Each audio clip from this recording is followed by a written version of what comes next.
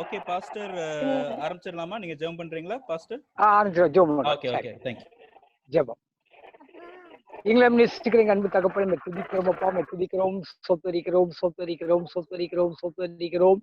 வல்லவரை துதிக்கிறோம், நல்லவரை துதிக்கிறோம், போதுமான துதிக்கிறோம், இருக்கிற வரப்பெருமான என் அன்பு தெய்வமே துதிக்கிறோம் சொத்தரிக்கிறோம் தகப்பனே. கடந்த சுதந்திரத்தாவே வாரமும் எல்லாமே கண்மணி போனதை பாதுகாத்து வந்து நன்றி செலுத்துகிறோம், நன்றி செலுத்துகிறோம், நன்றி செலுத்துகிறோம். ஒவ்வொருவரை பாதுகாத்து வந்து நன்றி செலுத்துகிறோம். அந்த தகப்பனே மிகஸ்தமமாக அக்கிரஸ்தமமாக தகப்பனே தேவனாமே கடந்த சுதந்திரத்தாவே அந்த அப்படியே வாரம் முழு நீர் நடத்தும் இந்த கிருபைக்காக நன்றி செலுத்துகிறோம். இந்த மே மாதமும் தகப்பனே இந்த 25ஆம் தேதி தகப்பனே இந்த 4வது ஆராதனை தகப்பனே தேவனாமே இந்த சாயங்கால வேளையிலும் பகல் வேளையிலும் நீர் எங்களோடு கொடுத்த நீர் நடத்த கிருபைக்காக நன்றி. இந்த சாயங்கால வேளையில நடக்கிற தகப்பனே இந்த ஆராதனை கத்த ஆசீர்வதிங்க, செய்து கொடுக்க அன்பான தகப்பனே தாசனுக்கு கூட கத்தர் வல்லபடுத்த பயன்படுத்துங்க. இந்த நாள்ல எந்த வார்த்தை கொண்டு எங்களோடு கூட பேசுன்னு சொல்லி ஏசப்பா நீங்க தீர்மானம் பண்ணியிருக்கிறீர்களோ அந்த வார்த்தையோடு கத்தர் என்னோடு எங்களோடு கூட பேசுகிறாங்க.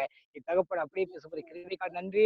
வேத வார்த்தைபடி ஊழியக்காரனை நான் அக்கடி ஜோய் எடுத்து பயன்படுத்தி சொன்னது போல அடுபடி வார்த்தை அக்கனியாக ஒவ்வொரு பேர் மரத்திலும் கடந்து போகட்டும் முடிச்சு செவிக்கிறேன். வேத சொல்லப்படி மாம்சமான யாவரு மேலும் என் ஆவியை ஊழியன்னு சொன்னது போல வார்த்தை ஒவ்வொரு பிள்ளை மேலும் ஆவியாக ஊற்றப்படட்டும் செவிக்கிறேன். இந்த வார்த்தைக்கு இந்த வசனத்துக்கு விரோதமா எழும்புற எல்லா வானமண்ட பொல்லாத சேனைகளை நஸ்ரா இயேசுவின் நாமத்தால இப்போ நான் நிர்மலமைக்கு செபிக்கிறேன். பரிசுத்தாவின் மட்டும் எங்க பத்தி அசைவு அடைவீராக, வார்த்தை மூலமா வெளிப்படுவீராக. என் தகப்பன இயேசுவின் நாமத்தை வேண்டியதை பரப்பிதாவே. ஆமேன் ஆமேன் ஆமேன் ஆமேன். Thank you. Praise the Lord. Okay, now ஒரு நிமிஷம் அந்த screen. Share screen.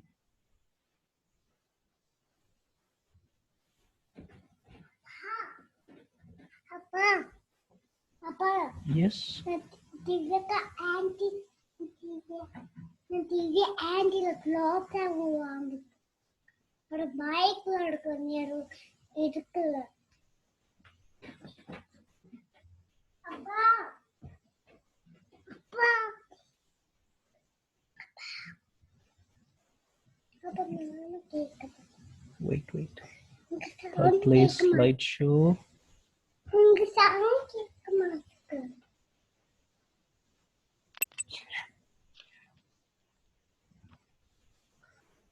Slideshow. Okay, outline. Slides.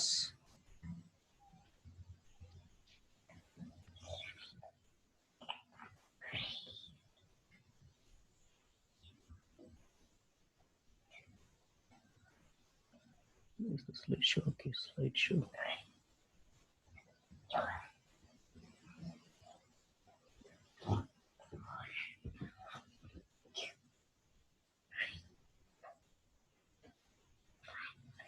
Okay, I think the slideshow. Okay, here.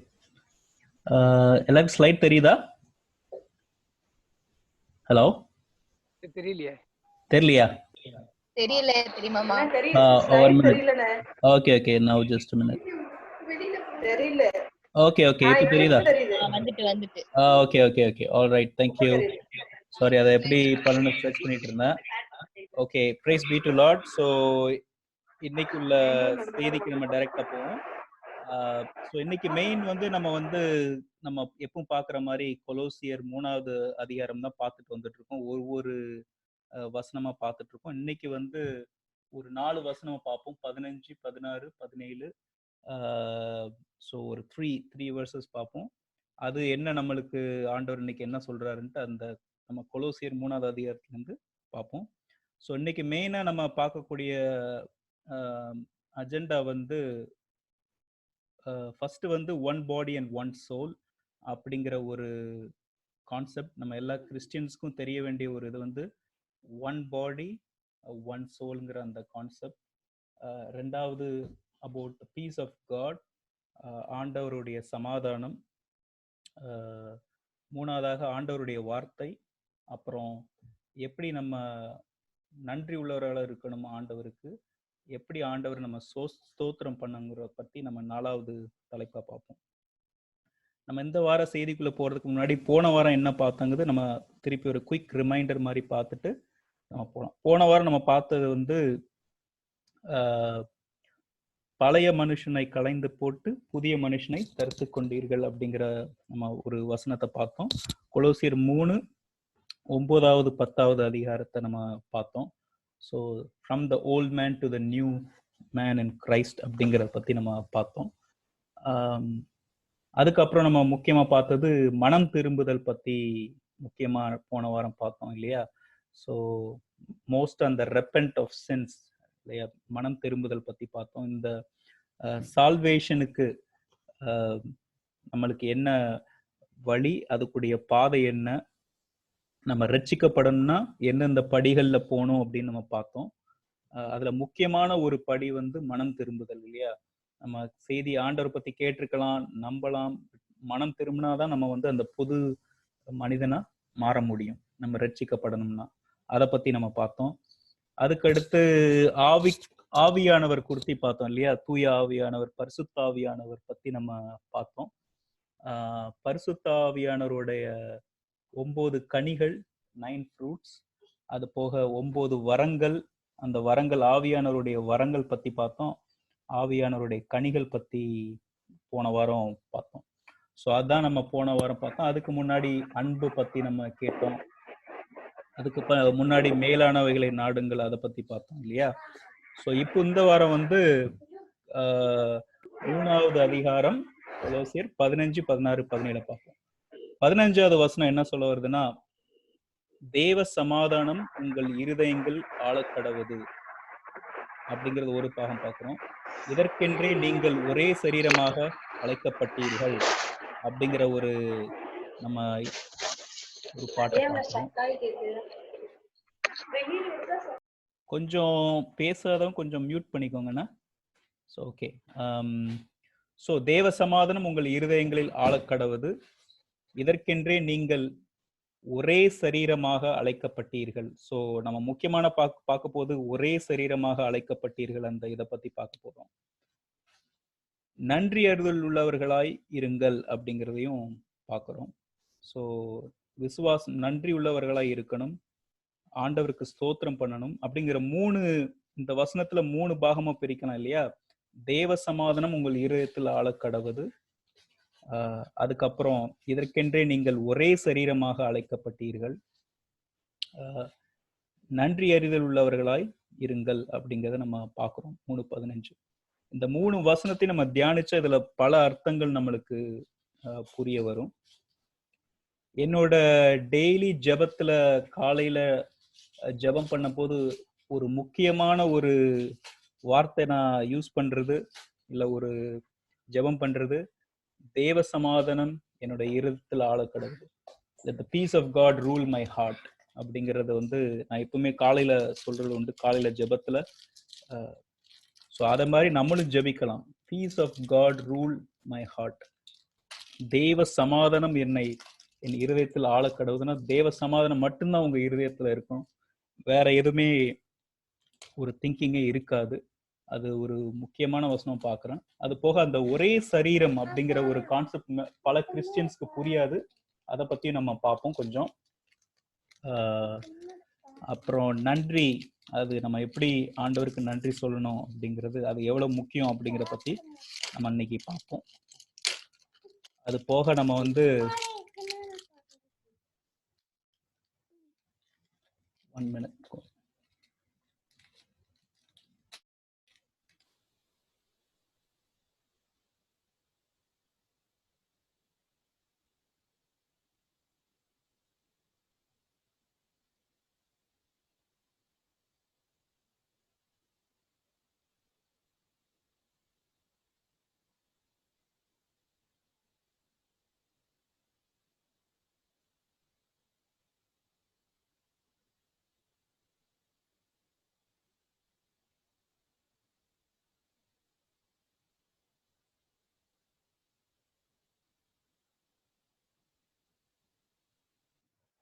Sorry, தம்பி கொஞ்சம் டிஸ்டர்ப் பண்ணிட்டு இருந்தான். So okay. ஸோ 3:15 அந்த வசனத்தை நம்ம வாசிச்சோம். 3:16 நம்ம என்ன பார்க்கலாம். கிறிஸ்துவின் வசனம் உங்களுக்குள்ளே சகல ஞானத்தோடும் பரிபூரணமாக வாசமாய் இருப்பதாக. சங்கீதங்களினாலும் கீர்த்தனைகளினாலும் ஞானப்பாட்டுகளினாலும் ஒருவருக்கொருவர் போதித்து புத்தி சொல்லிக்கொண்டு உங்கள் இருதயத்திலே கர்த்தரை பக்தியுடன் பாடி அப்படிங்கிறத பார்க்குறோம். இந்த வசனத்துல முக்கியமா பிரிக்கும்போது கிறிஸ்துவின் வசனம் உங்களுக்குள்ளே சகல ஞானத்தோடும் பரிபூர்ணமாக வாசமாய் இருப்பதாக அப்படிங்கிறது ஒரு பகுதி பார்க்குறோம். பிறகு சங்கீதங்கள்னாலும் கீர்த்தனைகளும் ஞானப்பாடணும் எப்படி ஆண்டவரை துதிச்சு பாடணும் அப்படிங்கிறதையும் பார்க்குறோம். இது நிமித்தமா ஒருவருக்கு ஒரு போதித்து புத்தி சொல்லி கொண்டு உங்கள் இருதயத்திலே கர்த்தரை பக்தியுடன் பாடி அப்படிங்கிறத நம்ம பார்க்குறோம். 17வது வசனம் வார்த்தையினாலாவது கிரியையினாலாவது நீங்கள் எதை செய்தாலும் அதை எல்லாம் கர்த்தராகிய இயேசுவின் நாமத்தினாலே செய்து அவர் முன்னிலையாக பிதாவாகிய தேவனை ஸ்தோத்தரியுங்கள் அப்படிங்கிறத பார்க்குறோம். ஆண்டவரை தேவனை ஸ்தோத்தரியுங்கள் அப்படிங்கிறத பார்க்குறோம். நம்ம எதை செஞ்சாலும் அது வார்த்தையா இருக்கட்டும், ஒரு பேசுறதா இருக்கட்டும், இல்லை ஒரு செயலா இருக்கட்டும், நீங்க எதை செஞ்சாலும் ஆண்டவருடைய நாமத்தின் நிமித்தம் அதை செய்யணும் அப்படிங்கிறதான் முக்கியம். ஸோ நம்ம எதை செஞ்சாலும் praise be to Lord, praise be to his name அப்படிங்கிறது நம்ம அதை சொல்லிட்டு நம்ம செய்யும் போது அது ஒரு கொஞ்சம் ஆசீர்வாதமா இருக்குங்கிறது பார்க்குறோம். ஸோ முக்கியமா இந்த 3 வசனங்களை குறித்து நம்ம பேசும் 15, 16, 17. ஸோ முதலாவது அஜெண்டா நம்ம one body and one soul, ஒரே சரீரம் அப்படிங்கிறத இதை பத்தி பார்க்க போறோம். ஒரே சரீரம் அப்படின்னா என்ன, அதை நம்ம கொஞ்சம் புரியணும். அது புரிஞ்சா நம்மளுக்கு எல்லாம் கொஞ்சம் கொஞ்சம் மற்ற நல்ல வசனங்கள்லாம் நம்மளுக்கு ரொம்ப நல்ல ஒரு ஒரு மீனிங்ஃபுல்லா இருக்கும், ஒரு ஆசீர்வாதமா இருக்கும். இது நம்ம தெரிஞ்சு கொள்ள வேண்டிய ஒரு ஒரு கான்செப்ட் ஃபார் கிறிஸ்டியன்ஸ். ஒரே சரீரம் இல்லையா? ஸோ அதை குறித்து நம்ம எப்படி பார்க்க போறோம் அப்படின்னா 1 கொரிந்தியர் 12:27 நம்ம பார்ப்போம். 1 கொரிந்தியர் 12வது வசனத்தை நீங்க ஃபுல்லா வாசிச்சீங்கன்னா இதை பத்தி தான் கொஞ்சம் டீட்டெயில்டா போட்டிருப்பாங்க. இதுல நம்ம என்ன பார்க்கிறோம்னா, நீங்களே கிறிஸ்துவின் சரீரமாயும் தனித்தனியே அவயங்களுமாய் இருக்கிறீர்கள் அப்படிங்கிறத பார்க்கிறோம். ஸோ அவயங்கள்ங்கிறது பாடி பார்ட்ஸ் இல்லையா? பார்ட்ஸ் ஆஃப் கிரைஸ்ட் பாடி அப்படிங்கிறத பார்க்குறோம். ஸோ நீங்கள் அந்த பிக்சரை பார்த்தாலே உங்களுக்கு புரியும். நம்ம எல்லாருமே அதாவது ரட்சிக்கப்பட்டவங்க இல்லையா, தேவ பிள்ளைகள். அந்த புது மனிதனா மாறுற பிள்ளைகள் ஆண்டவருடைய ஒவ்வொரு பாகமா இருக்கிறாங்க. கிறிஸ்துவின் சரீரமாயும் தனித்தனியே அவயங்களாயும் இருக்கிறீர்கள். ஸோ நம்ம தான் கிரைஸ்டோட body and we are small parts இல்லையா? நம்ம ஆண்டவருடைய உடல்ல இப்படிதான் இருக்கிறோம். அதாவது ரட்சிக்கப்பட்ட எல்லாருமே ஆண்டவருடைய உடலாக இருக்காங்க இல்லையா? நம்ம இதை மேலும் நம்ம கலாத்தியர்ல வாசிக்கும் போது ஆண்டவர் சர்ச்சோட ஒரு ஒரு தலை மாதிரி இருக்காரு. அந்த சர்ச்சுங்கிறது அவரோட சரீரம்ங்கிறத பார்க்குறோம். ஸோ சர்ச் லிட்ரலி மீன்ஸ் நம்ம ஒவ்வொரும் அவருடைய சர்ச் ஆக்சுவலா இல்லையா? ஸோ இதை நம்ம புரிஞ்சு கொள்வது ரொம்ப ரொம்ப முக்கியம். இது மேலும் பல வசனங்கள், கீழே வர்ற வசனங்கள் உங்களுக்கு இன்னும் நல்லா புரிய வைக்கும் இந்த வசனத்தை இல்ல. ஸோ அந்த பிக்சரை பார்த்து நீங்க புரிஞ்சிருப்பீங்க. So we are all one in Christ and we are the body of Christ. So many members, one body அப்படிங்கிறது தான் இந்த கான்செப்ட். ஒரே சரீரம் இருக்கு. நம்ம ஏன் அப்படி ஒரே சரீரமா இருக்கணும் அப்படிங்கிறது நம்மளுக்கு கொஞ்சம் புரிஞ்சுக்கணும். இப்போ நீங்க பார்த்தீங்கன்னா இந்த டயக்ராம் கொஞ்சம் பார்த்துட்டீங்கன்னா, அதாவது நம்ம ஒன்ஸ் ஆண்டவரை நம்பிட்டு அவர் எனக்காக சிலுவையில் மரித்தார், என்னுடைய பாவங்கள் மன்னிக்கப்பட்டது அப்படின்னு நம்ம விசுவாசிக்கும் போது நம்ம அந்த புது மனிதனா மாறுறோம் இல்லையா? ஸோ அந்த புது மனிதன் யாருமே எல்லாருமே they are one body of Christ அப்படிங்கிறத பார்க்குறோம். ஆண்டவர் அதுக்கு ஜீசஸ் இஸ் த ஹெட், இயேசு கிறிஸ்து தலையா இருக்காரு. ரட்சிக்கப்பட்ட எல்லாருமே ஒரு ஆண்டவருடைய சரீரமா இருக்காங்க, ஒவ்வொரு பாகமா இருக்கிறாங்க. And that is the church அப்படிங்கிறத நம்ம இந்த படத்து மூலமா நம்ம பார்க்கலாம்.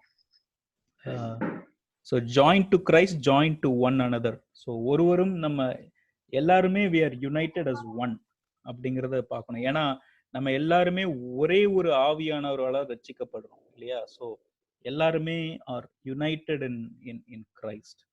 அண்ட் ஆண்டவர் வந்து நம்மளுக்கு தலையா இருக்கு. நம்ம உடம்புல சரீரத்துல முக்கியமான இது வந்து நம்ம தலை இல்லையா? நம்மளுடைய மூளை. அதுல இருந்தா நம்மளுக்கு எல்லா என்ன பண்ணணும் என்ன பண்ணக்கூடாதுங்கிறது நம்மளுக்கு எல்லாமே மூளையில இருந்தா நம்மளுக்கு வருது, தலையில இருந்து.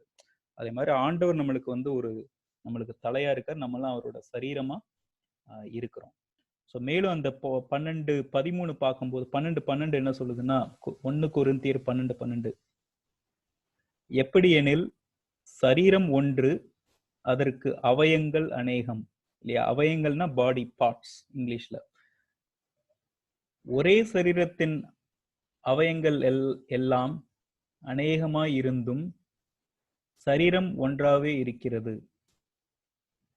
அந்த பிரகாரமாக கிறிஸ்துவும் இருக்கிறார்.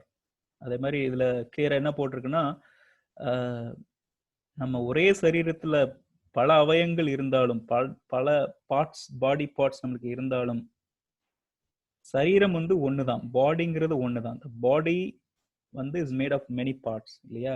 அந்த சரீரத்துல வந்து அந்த உடம்புல வந்து ஏகப்பட்ட உறுப்புகள் இருக்கு இல்லையா? கண்ணு, மூக்கு, காது, கால்கள், பாதம் இல்லையா? உள்ள இருதயம், மூளை அப்படின்ட்டு பல இது இருக்கு. ஆனா அது நம்ம வந்து அது ஒரு சரீரம் தான் சொல்லுவோம். அந்த இது இந்த வசனம் மூலமா அதே பிரகாரமா கிறிஸ்துவும் இருக்கிறார். கிறிஸ்துவும் அதே மாதிரி ஒரு சரீரம், அவருக்கு ஒரு சரீரம், நாம் எல்லாம் அதோட அவயங்களாக நம்ம இருக்கிறோம் அப்படிங்கிறத நம்ம 12:12 பாக்குறோம்.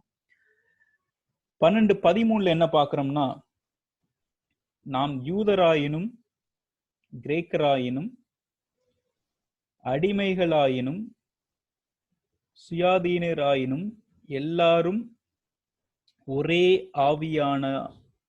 ஆவியினாலே ஒரே சரீரத்திற்குள்ளாக ஞானஸ்தானம் பண்ணப்பட்டு எல்லாரும் ஒரே ஆவிக்குள்ளாகவே தாகம் தீர்க்கப்பட்டோம் அப்படிங்கறத நம்ம வந்து பாக்குறோம்.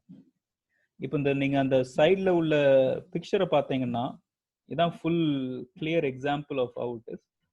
அதாவது ஆண்டவர் வந்து இஸ் த ஹெட் இல்லையா? இயேசு கிறிஸ்து வந்து அந்த தலையை நம்ம பார்க்கிறோம். அதுக்கப்புறம் அந்த ஆண்டவருடைய சரீரம் வந்து எப்படி பார்க்கிறோம்னா, எல்லா பிலீவர்ஸ் இல்ல எல்லா ரட்சிக்கப்பட்டவங்களும் நம்ம வந்து ஒரு சரீரமா இருக்கணும். இதுல இந்த வசனம் என்ன சொல்ல வரோம்னா, எல்லாருமே ஒண்ணுதான் அப்படிங்கிறது வந்து சொல்றது. இதுல வந்து இல்ல இருதயம் தான் உடம்புக்கு ரொம்ப முக்கியம் அப்படின்னா ஃபாதர் பிஷப் தான் மெயின் அப்படின்ட்டு நம்ம சொல்ல முடியாது. இல்ல பாஸ்டர் தான் வந்து ஆண்டவருக்கு ரொம்ப பிரியமானவங்க அப்படின்னு நம்ம சொல்ல முடியாது. இல்ல எந்த ஒரு சர்ச்ல இட் குட் பி அ ப்ரீச்சரா இருக்கலாம், ஒரு சண்டே ஸ்கூல் டீச்சரா இருக்கலாம், இல்ல ஒரு பெரிய இவாஞ்சலிஸ்டா இருக்கலாம், ஒரு பெரிய தேவ செய்தி கொடுக்கக்கூடிய ஒரு மனிதனா இருக்கலாம். யாரு இதுதான் முக்கியம் அதுதான் முக்கியம் சொல்ல முடியாது. எல்லாருமே வந்து ஈக்குவல். அதே மாதிரி ஆண்டவர்கிட்ட வந்து இயேசு கிட்ட வந்து ஆண்கள் பெண்கள், ஆண்கள் தான் முக்கியம் பெண்கள்லாம் முக்கியம் கிடையாது அப்படிங்கிறது கிடையாது. எல்லாருமே ஈக்குவல் ஆண்டவருக்கு. அண்ட் எல்லா ரட்சிக்கப்பட்டவங்களும் ஒரே ஆண்டவருடைய ஒரே சரீரம். எப்படி ஒரு சரீரத்துக்கு எல்லா உறுப்புகளும் முக்கியமோ அதே மாதிரி எல்லாருமே முக்கியம். யூதர்களும் சரி, இல்ல யூதர்கள் தான் ஆண்டவருடைய பிள்ளைகள் இல்ல வம்ச வழிகள் அப்படின்னு நம்ம கேள்விப்பட்டோம் இல்லையா? யூதர்கள் தான் அவங்களுக்கு காட்ஸோட சோசன் அப்படிமோ பீப்புள் அப்படின்ட்டு. ஆனா கிரேக்கர்கள்னா த ஜென்டைல்ஸ் இல்லையா? அதாவது யூதர்கள் தவிர மத்த எல்லாரும், நம்ம எல்லாருமே அந்த காலத்துல கிரேக்கர்கள் அப்படிங்கிற மாதிரி, அதாவது புறஜாதி இனத்தர்கள் இல்லையா? யூதர்கள் அல்ல மத்த மக்கள்கள், உலகத்துல மத்த எல்லாரும் நம்மளும் சேர்த்து. ஸோ நாம் யூதராயினும் கிரேக்கராயினும், நீங்க அடிமைகளா இருந்தாலும் சரி சுயாதீனராயினும் சரி, எல்லாம் ஒரே ஆவியினாலே ஒரே சரீரத்திற்குள்ளாக ஞானஸ்தானம் பண்ணப்பட்டு எல்லாரும் ஒரே ஆவிக்குள்ளாகவே தாகம் தீர்க்கப்பட்டோம் அப்படிங்கிறது. இது வந்து ஒரு கிறிஸ்டியனை நம்ம பிலீவ் பண்ண வேண்டிய ஒரே ஒரு பெரிய கான்செப்ட் இது. நம்ம எல்லாருமே ஒரே சரீரம், ஒரே சரீரத்தில் உள்ளவர்கள், ஒரே ஆவியானவர் நம்மளை வந்து ஒரே ஆவியானவர்கள் ரட்சிக்கப்பட்டோம் அப்படிங்கிறத நம்ம பார்க்கணும். ஸோ அதான் நீங்க வந்து இதுல இந்த டயக்ராம்ல நீங்க கிளியரா கொஞ்சம் எக்ஸ்பிளைன் பண்ணுதுன்னு நினைக்கிறேன். எல்லாருமே முக்கியமானவங்க. Every member is essential. எல்லாரும் முக்கியம். யாரும் ஒரு சர்ச்சில் வந்து அவங்க சர்ச்சை கிளீன் பண்ணலாம், இல்ல சர்ச் மணி அடிக்கலாம், இல்ல பெரிய பாஸ்டர் இருக்கலாம், பிஷப்பா இருக்கலாம். ஆண்டவரை பொறுத்த மட்டும் எல்லாருமே சரிசமம் தான், எல்லாருமே ஈக்குவல் இல்லையா? நம்ம போன வாரம் பார்த்தோம், ஆவிக்குரிய வரங்கள் பத்தி பார்த்தோம் இல்லையா? ஸோ அந்த வரங்கள் வந்து சில பேருக்கு அந்நிய பாஷை பேசலாம், சில பேருக்கு அவங்களால ஒரு பெரிய அதிசயத்தை பண்ண முடியும், இல்ல சில பேருக்கு வியாதிகளை குணப்படுத்த முடியும், அந்த மாதிரி வரங்கள் இருக்கும். சில பேருக்கு ஆண்டவருடைய வார்த்தைகள் நல்லா புரியும். அதே மாதிரி 9 வரங்களை பார்த்தோம். அதுல நீங்க எந்த வரம் ரொம்ப பெருசு அப்படின்னு பாத்தீங்கன்னா எதுவுமே கிடையாது, எல்லாமே ஈக்குவல் தான். ஆண்டவர் ஒவ்வொரு ஆளுக்கும் வந்து ஒரு வரத்தை கொடுத்திருக்காரு. அதனால இதுல முக்கியமா நம்ம தெரிஞ்சுக்கிட்டது, எல்லாருமே ஆண்டவருக்கு முன்னாடி வந்து எல்லாருமே ஈக்குவல் தான், எல்லாமே சரிசமம் தான். அது எவ்வளவு பெரிய தீர்க்கதரிசியா இருக்கட்டும், எவ்வளவு பெரிய ஒரு பேச்சாளராக இருக்கட்டும், தேவ செய்தி இருக்கட்டும், அவங்க எல்லாருமே ஈக்குவல். ஆண்டவர் வந்து ஒவ்வொருவரையும் ஒவ்வொரு விதமாக பயன்படுத்துவார். அப்படிங்கிறது தான் இந்த 1 கொரிந்தியர் 12:13 நம்ம வந்து பார்க்குறோம். அண்ட் அதுதான் மெயின் கான்செப்ட். நாம எல்லாம் ஒரே சரீரம் அப்படிங்கிறது முக்கியமா நம்ம தெரிஞ்சு கொள்ள வேண்டியது. மேலும் நம்ம பார்க்கும்போது, மற்ற வசனங்களை பார்க்கும்போது அதை கொஞ்சம் கிளியரா எக்ஸ்பிளைன் பண்ணியிருப்பாங்க. சரீரமும் ஒரே அவயமாய் இராமல் அநேக அவயங்களாய் உடதாய் இருக்கிறது. சரீரமும் 17வது வசனம், சரீரமும் முழுவதும் கண்ணானால் செவி எங்கே? அது முழுவதும் செவியானால் மோப்பம் எங்கே? அப்படிங்கிறத பார்க்கிறோம்.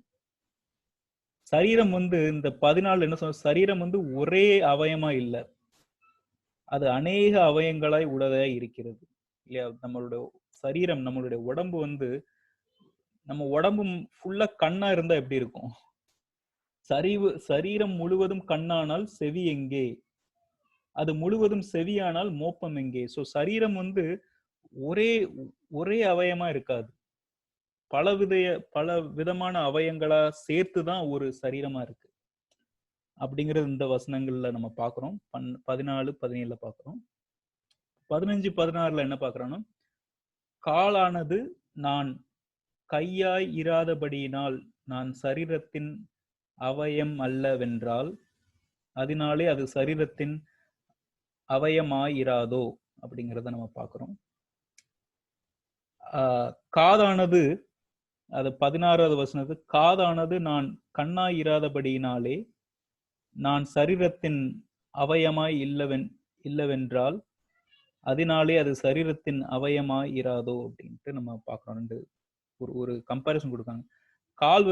கால் வந்து சொல்லுது, நம்மளோட உடம்புல உள்ள கால் வந்து, நான் கையா இருக்க விரும்பினேன், நான் கையா இல்லை, அதனால நான் வந்து இந்த உடம்புல நான் இருக்க மாட்டேன் அப்படின்ட்டு காலால சொல்ல முடியுமா? அதே மாதிரி காது வந்து, நான் வந்து கண்ணா இருக்கணும் விரும்புறேன், நான் கண்ணா இல்லாதனால நான் அந்த உடம்புல உள்ள நான் ஒரு அவயமாய் இல்லை அப்படின்னு அதுவும் சொல்ல முடியாது இல்லையா? நான் வந்து அவனா இருக்கணும், அவன் வந்து இப்படி இருக்கணும் அப்படின்னு நம்மளால சொல்ல முடியாது. ரட்சிக்கப்பட்டவர் பல பேர் இருக்காங்க இல்லையா? ஆனா நான் வந்து நம்ம வந்து சொல்ல முடியாது, நான் வந்து ஒரு பெரிய பாஸ்டரா இல்ல நான் வந்து நம்ம ஏகப்பட்ட தினகரனோ பால் தினகரனோ அவங்கள மாதிரி இல்லை, அதனால நான் வந்து ஆண்டவரோட சரீரம் இல்லைன்னு அப்படின்னு சொல்ல முடியாது அப்படிங்கிறதான் இந்த வசனங்கள் கொஞ்சம் சொல்ல வருது. அது போக 18, 19 வாசிக்கும் போது, தேவன் தமது சித்தத்தின்படி அவயங்கள் ஒவ்வொன்றையும் சரீரத்தில் வைத்தார், அவை எல்லாம் ஒரே அவயமாய் இருந்தால் சரீரம் எங்கே அப்படிங்கிறதையும் பார்க்கிறோம் இல்லையா. அதாவது தேவன் அவரோட சித்தத்தின்படி இந்தந்த இடத்துல இந்தந்த அவயங்கள் இருக்கணும், இந்தந்த பார்ட்ஸ், பாடியோட பார்ட்ஸ் இந்தந்த இடத்துல இருக்கணும், அதுக்கு ஒவ்வொரு ஃபங்க்ஷனை கொடுத்துருக்காரு. இந்த கண்ணுனா அதுக்கு பார்க்கக்கூடியது, காதுனா அது கேட்கணும் அப்படிங்கிறது அவரு அவ்வளவு அதிசயமா மனிதனை படைச்சிருக்காரு இல்லையா. யாருமே மனிதன் மாதிரி இந்த உலகத்துல கிடையாது. அவ்வளவு அற்புதமான ஒரு படைப்பு மனிதன். ஒவ்வொரு செல்ஸ், பிளட், அது இது நீங்க பாத்தீங்கன்னா அது எப்படி ஆண்டவர் உருவாக்குனாரு எந்த சயின்டிஸ்டாலையும் பண்ண முடியாது. அது ஒரு அதிசயம், ஒரு மனிதனுடைய படைப்பு இல்லையா. அவரோட சித்தத்தின்படி ஒவ்வொரு அவயங்களையும் ஒவ்வொன்றையும் சரீரத்தில் வைத்தார் அப்படிங்கிறத பாக்குறோம். இதுல 21 திருப்பி பார்க்கும்போது, கண்ணானது கையை பார்த்து நீ எனக்கு வேண்டுவதில்லை என்றும், தலையானது கால்களை நோக்கி நீங்கள் எனக்கு வேண்டுவதில்லை என்றும் சொல்லக்கூடாது அப்படிங்கிறதையும் பார்க்கிறோம். கண்ணு கையை பார்த்து எனக்கு வேண்டாம்னு சொல்ல முடியாது. அதே மாதிரி தலையும் காலை பார்த்து எனக்கு நீ வேண்டாம்னு சொல்ல முடியாது அப்படிங்கிறத பார்க்கிறோம். 22, 23 நம்ம என்ன பார்க்கும்போது, சரீர அவயங்களில் பலவீனம் உள்ளவைகளாய் காணப்படுகிறவைகளே மிகவும் வேண்டியவைகளாய் இருக்கிறது. நம்ம சரீரத்துல எது ரொம்ப பலவீனம் உள்ளவாய் இருக்குது, எது ரொம்ப வீக்கான பாடி பார்ட்ஸ்னு பாக்குறோமோ அதுதான் நம்மளுக்கு ரொம்ப முக்கியமா தேவையா இருக்கிறது. மேலும் சரீர அவயங்களில் கனவீனமாய் காணப்படுகிறவர்களுக்கே அதிக கனத்தையும் கொடுக்கிறோம். நம்மில் லட்சணம் இல்லாதவைகளை அதிக அலங்காரம் பெறும் அப்படிங்கிறத பார்க்கிறோம். ஸோ நம்ம பாடி பார்ட்ஸ்லேயே சில பார்ட்ஸ் இல்லைன்னா அது ரொம்ப மைன்யூட்டா இருக்கும், ஒரு சின்ன இது. ஆனா அது இல்லைன்னா உடம்பே வேலை செய்யாது இல்லையா. எக்ஸாம்பிள் கொடுத்தோம்னா எனக்கு அது இங்கிலீஷ்ல தான் சொல்ல தெரியும். பிட்யூட்டரி கிளாண்ட் அப்படின்ட்டு ஒன்று இருக்கு மூளையில. அது இல்லைன்னா நம்மளோட இதே அது ரொம்ப ரொம்ப ரொம்ப ஒரு ஸ்மால் பாடி பார்ட்ஸ். ஆனா அது இல்லாம நம்மளால ஒண்ணுமே பண்ண முடியாது. நம்மளோட உடம்புல ஹார்மோன்ஸ்லாம் அங்க இருந்தா வருது. அப்போ நம்ம உடம்புல சில ரொம்ப மைன்யூட்டான பாடி பார்ட்ஸ் கூட நம்மளுக்கு ரொம்ப இம்பார்ட்டண்டா இருக்கும் அப்படிங்கிறத நம்ம அந்த வசனங்களை பார்க்கிறோம். அதே மாதிரி 25 மேலும் சரீரத்தின் பிரிவினை சரீரத்திலே பிரிவினை உண்டாயிராமல் அவயங்கள் ஒன்றை குறித்து ஒன்று கவலையாய் இருக்கும்படிக்கு தேவன் கணத்தில் குறைவுள்ளவதற்கு அதிக கணத்தை கொடுத்து இப்படி சரீரத்தை அமைத்திருக்கிறார் அப்படிங்கிறத பார்க்கிறோம். ஆதலால் ஒரு அவயம் 26வது வசனம் பார்க்கும்போது, ஆதலால் ஒரு அவயம் பாடுபட்டால் எல்லா அவயங்களும் கூட பாடுபடும். ஒரு அவயம் மகிமைப்பட்டால் எல்லா அவயங்களும் கூட சந்தோஷப்படும் அப்படிங்கிறத பார்க்கிறோம். இல்ல இப்ப நம்ம பாடியில ஒரு சின்ன இடத்துல ஒரு காயம் வந்தா கூட அந்த பாடி பார்ட்ஸ் எல்லாமே கஷ்டப்படும் இல்ல. நம்மளுக்கு காய்ச்சல் எப்படி வருது, ஒரு இடத்துல நம்மளுக்கு ஒரு வேதனை வருது, ஒரு உறுப்பு ஒழுங்கா வேலை பண்ணா அப்படி உடம்பு ஃபுல்லா அப்படி காய்ச்சலா நம்மளுக்கு வந்துடுது இல்லையா. அது எல்லாமே கவலைப்படுது. அது அந்த உடலோட மொத்த கவனம் அந்த சரியில்லாத இடத்த பத்தி தான் யோசிக்கும், அதை எப்படி சரி செய்யணும் அப்படிங்கிற மாதிரி. ஸோ அதே மாதிரிதான் நம்மளும் இந்த பாடியை நம்மளுக்கு ஆண்டவர் சரீரத்தை எப்படி உண்டு பண்ணாரோ, ஒவ்வொரு அவயங்கள் வச்சு உண்டு பண்ணாரோ, அது ஒருவருக்கும் முக்கியத்துவம் உண்டு. ஒரு இதுக்கு உடம்பு சரியில்லைன்னா மற்ற எதுவும் கவலைப்படும் இல்லையா. அதே மாதிரிதான் நம்ம ஆண்டவருக்குள்ளேயும் நம்ம ஒரு சரீரமா இருக்கும்போது நம்ம ரட்சிக்கப்பட்டவர்களையும் குறித்து நம்ம ஒருத்தவங்க கஷ்டம் வந்தா நம்மளும் சேர்ந்து அது அவங்க கஷ்டத்தை கூட அனுபவிச்சு அவங்களுக்கு ஹெல்ப் பண்ணணும் இல்லையா. ஸோ இந்த ஒரு சரீரம் கான்செப்டை புரிஞ்சாதான் உங்களுக்கு ஆண்டவர் என்ன சொல்ல வர்றாருன்னு உங்களுக்கு தெரியும்.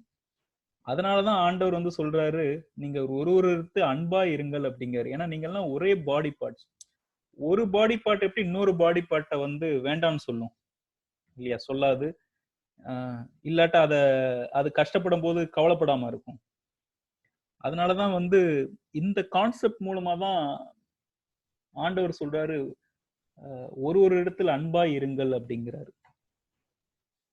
இல்லையா. சோ எப்படி பாடி பார்ட்ஸ் வந்து ஒன்னா இருந்தாதான் அது ஒர்க் ஆகுமோ, அதே மாதிரி ரட்சிக்கப்பட்டவர்கள்லாம் ஒன்னா இருந்தாதான் நம்ம வந்து சமாதானத்தோடு இருக்க முடியும், சந்தோஷமா இருக்க முடியும் அப்படிங்கறத அந்த வசனத்துல இருந்து நம்ம வந்து பாக்குறோம்.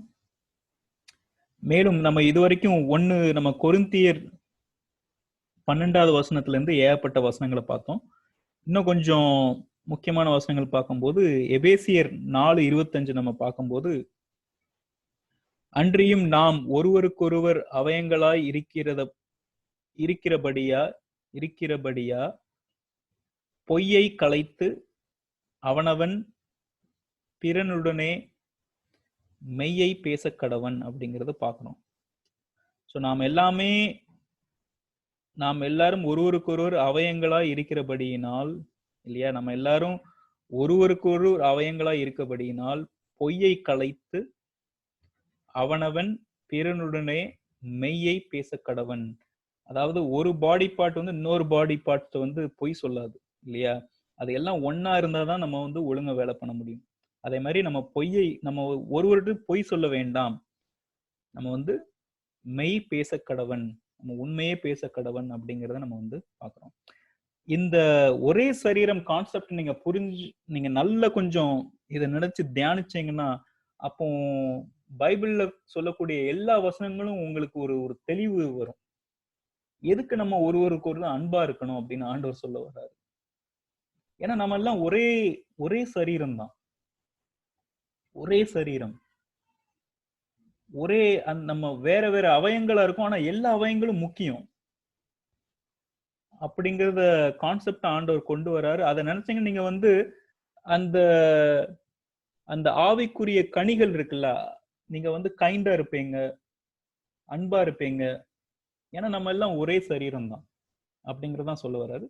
இதேதான் கலாத்தியர்ல வந்து கணவன் மனைவிய கம்பேர் பண்ண வர்றாரு. கணவன் மனைவி எப்படி இருக்குன்னா, ஆண்டவர் எப்படி தலையா இருக்கிறாரோ ஒரு சரீரத்துக்கு, சர்ச்சுக்கு, அதாவது நம்ம எல்லாத்தையும் சேர்த்து ஒரு தலையா இருக்கிறோம், அதே மாதிரி ஒரு கணவன் வந்து தலையா இருக்கா, மனைவி வந்து அந்த கணவனுடைய சரீரம் அப்படிங்கறத நம்ம பார்க்கணும். என்னைக்காட்டும் தலை வந்து அது சரீரத்தை படி கோவப்படுமா இல்ல பிடிக்காம இருக்குமா? இப்ப நம்ம மனைவி வந்து ஒரே சரீரமா நம்ம பார்க்கணும், நம்மளோட சரீரமா நம்ம பார்த்தோம்னா நம்ம ஏன் அதை துன்புறுத்த போறோம் இல்லையா. அப்படிதான் நம்ம வந்து கணவன் மணியை பார்க்கணும் அப்படிங்கறதும் ஆண்டவர் கலாத்தியர்ல வந்து நம்ம பார்க்கணும், கலாத்தியர் புத்தகத்துல. சோ அதே மாதிரிதான் இங்கேயும் வந்து எதுக்கு அன்பா இருக்கணும், ஏன்னா நம்ம எல்லாம் ஒரே சரீரம், ஆண்டவருக்குள்ள ஒரே சரீரமா இருக்கிறோம் அப்படிங்கிறது. அதனாலதான் ஏன் நம்ம பொய் சொல்லணும், பொய் சொல்ல வேண்டாம் அப்படிங்கிறதையும் ஆண்டவர் வந்து சொல்ல வர. ஸோ நம்ம எல்லாம் தெரிஞ்சக்கூடிய முக்கியமான ஒரு கான்செப்ட் அஸ் எ கிறிஸ்டியன் நீங்க என்ன தெரியணும்னா, ரட்சிக்கப்பட்ட எல்லாருமே வந்து ஆண்டவருக்குள்ள ஒரே சரீரமா ஆயிடுறோம் இல்லையா. ஆண்டவர் தலையாக இருக்கிறார் நம்மளுக்கு எல்லாம். நம்ம எல்லாருக்குமே ஒரே கேரக்டரா இருக்கும் இல்லையா. நம்மளுக்குடைய வரங்கள் வேணா வேற வேற இருக்கலாம், ஆனா எல்லாருமே ஆண்டவருக்கு முக்கியம். எப்படி நம்ம உடம்புல ஒவ்வொரு அவயங்களும் முக்கியமோ எல்லாருமே ஆண்டவருக்கு, ரட்சிக்கப்பட்ட எல்லாருமே ஆண்டவருக்கு முக்கியம். அதுல பெரியவன் சிறியவன் எல்லாம் கிடையாது அப்படிங்கிறத நம்ம புரிஞ்சுக்கிட வேண்டிய ஒரு முக்கியமான கான்செப்ட் இந்த வாரத்துக்கு உள்ள கான்செப்ட். ஸோ நம்ம நெக்ஸ்ட் அஜெண்டாக்கு போகலாம். இப்போ நம்ம வந்து சமாதானத்தை பத்தி பார்ப்போம். பீஸ் இல்லையா, எதுக்கு முக்கியம், சமாதானம் எப்படி முக்கியம் அப்படிங்கிறத நம்ம பார்ப்போம். இப்ப இந்த பீஸ் நீங்க எடுத்துக்கிட்டீங்கன்னா, நம்ம என்னைக்குமே சமாதானத்தை தேட ஆரம்பிச்சிட்டோம்னா மத்த எல்லாத்தையும் விட இல்லையா, நம்மளுக்கு ரொம்ப முக்கியமானது சமாதானம். சமாதானமாக இருந்தாலே நம்மளுக்கு வந்து எந்த வியாதியும் வராது, எந்த மன உளைச்சலும் வராது. நம்ம வந்து பொருளாசையெல்லாம் தேட வேண்டாம். அதான் நான் வந்து மேலானவைகளின் நாடுங்கள் உலக பிரமாண நாடாங்கன்னு சொன்னும் போது சமாதானத்தை நம்ம தேட ஆரம்பிச்சிடணும்.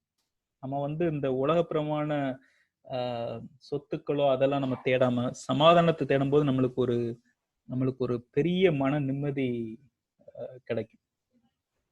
நம்ம அல்டிமேட் சக்சஸ், நம்ம சக்சஸ்ஃபுல்லா இருக்கோம் அப்படின்னா எப்படி டிஃபைன் பண்ணா நீங்க எவ்வளவு சொத்து வச்சிருக்கீங்க, எவ்வளவு பேர் சம்பாதிச்சிருக்கீங்க கிடையாது, எவ்வளவு சமாதானத்தோட இருக்கீங்க அப்படிங்கிறது தான் இம்பார்ட்டன்ட். நம்ம டெய்லி சமாதானத்தோட இருக்கோமா? தினமும் சமாதானமாக இருக்கலாம், சந்தோஷமா இருக்கலாம். அது ஆண்டவருக்குள்ள மட்டும்தான் அந்த சமாதானம் இருக்கும். ஸோ அந்த சமாதானத்தை பத்தி நம்ம கொஞ்சம் விரிவா பார்ப்போம். எபேசியர் 4:3 என்ன சொல்ல வருதுன்னா, சமாதான கட்டினால் ஆவியின் ஒருமையை காத்து கொள்வதற்கு ஜாக்கிரதையாய் இருங்கள் அப்படிங்கிறத நம்ம பார்க்கிறோம். இங்கிலீஷ்ல இன்னும் கொஞ்சம் கிளியரா இருக்கும். Make every effort to keep the unity of the spirit through the bond of peace அப்படிங்கிறத பார்க்கிறோம்.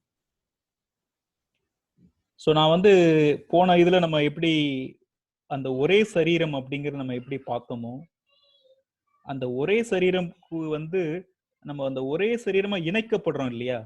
நம்ம அந்த எல்லா அவயங்களும் இணைக்கப்படுறது இல்லையா? அது எப்படி இணைக்கப்படுதுன்னா through the bond of peace. அதாவது நான் எப்படி அன்பை பத்தி நான் உங்களுக்கு சொன்னனோ, அன்பு எப்படி எல்லா நல்குணத்தோட யூனிட்டி அப்படின்னு நம்ம பார்த்தோமோ, அதே மாதிரி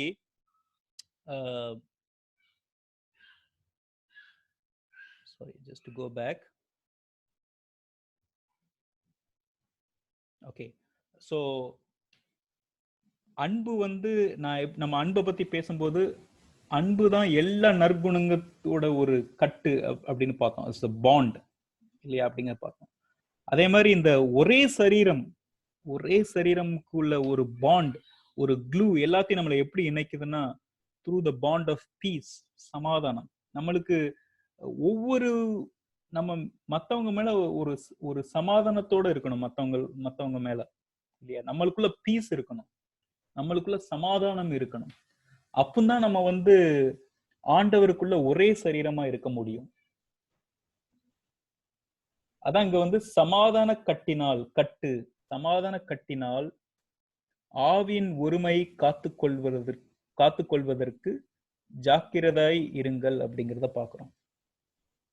அந்த ஆவியின் ஒருமை, ஒன் ஸ்பிரிட் ஒன் பாடி, சமாதான கட்டினால் ஆவியின் ஒருமை காத்துக்கொள்வதற்கு ஜாக்கிரதாய் இருங்கள். Make every effort to keep the unity of the spirit through the bond of peace அப்படிங்கிறத சொல்லுவார். இப்போ அந்த டயக்ராமை பார்த்தோம். அந்த டயக்ராம்ல அந்த பிக்சர்ல பார்த்தோம். So going back to that picture,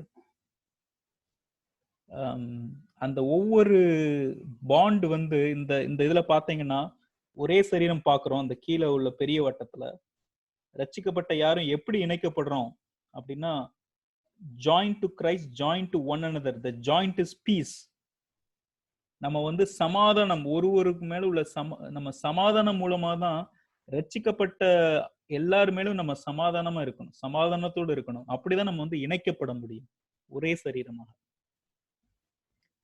The believers are connected to each other and connected to the head, Jesus Christ. இல்லையா? ரட்சிக்கப்பட்டவர்கள் ஒருவருக்கு இணைக்கப்பட்டு ஆண்டோருக்கு இணைக்கப்படுறாங்க தலையில். அந்த இணைப்பு நான் என்ன சொல்றேன்னா சமாதானம், ஒருவருக்குள்ளே சமாதானம் அப்படிங்கிறது தான் அந்த வசனம் நம்மளுக்கு கிளியரா எக்ஸ்பிளைன் பண்ண வருது. ஸோ எபேசியர் 4:3 அதை இன்னும் கொஞ்சம் நினைச்சு தியானிச்சிங்கன்னா உங்களுக்கு நல்லா புரியும். எனக்கு இப்படி தோணுச்சு, அதான் நான் ஷேர் பண்றேன். பட் இந்த வசனம் ஒரு முக்கியமான வசனமா பார்க்கிறேன் ஃபார் அந்த ஒரு சரீரம் எப்படி வருதுன்ட்டு. மேலும் யோவான் 14:27 பார்க்கும்போது, சமாதானத்தை உங்களுக்கு வைத்து போகிறேன். இது நம்மளுக்கு எல்லாம் தெரிஞ்ச ஒரு பெரிய வசனம் இல்லையா? சமாதானத்தை உங்களுக்கு வைத்து போகிறேன், என்னுடைய சமாதானத்தையே உங்களுக்கு கொடுக்கிறேன் அப்படின்னு இயேசு சொல்றாரு. உலகம் கொடுக்கிற பிரகாரம் நான் உங்களுக்கு கொடுக்கிறதில்லை. உங்கள் இருதயம் கலங்காமலும் பயப்படாமலும் இருப்பதாக அப்படிங்கிறது ஆண்டவர் நம்மளுக்கு கொடுக்க ஒரு பெரிய ப்ராமிஸ் இல்லையா? இது ஆண்டவர்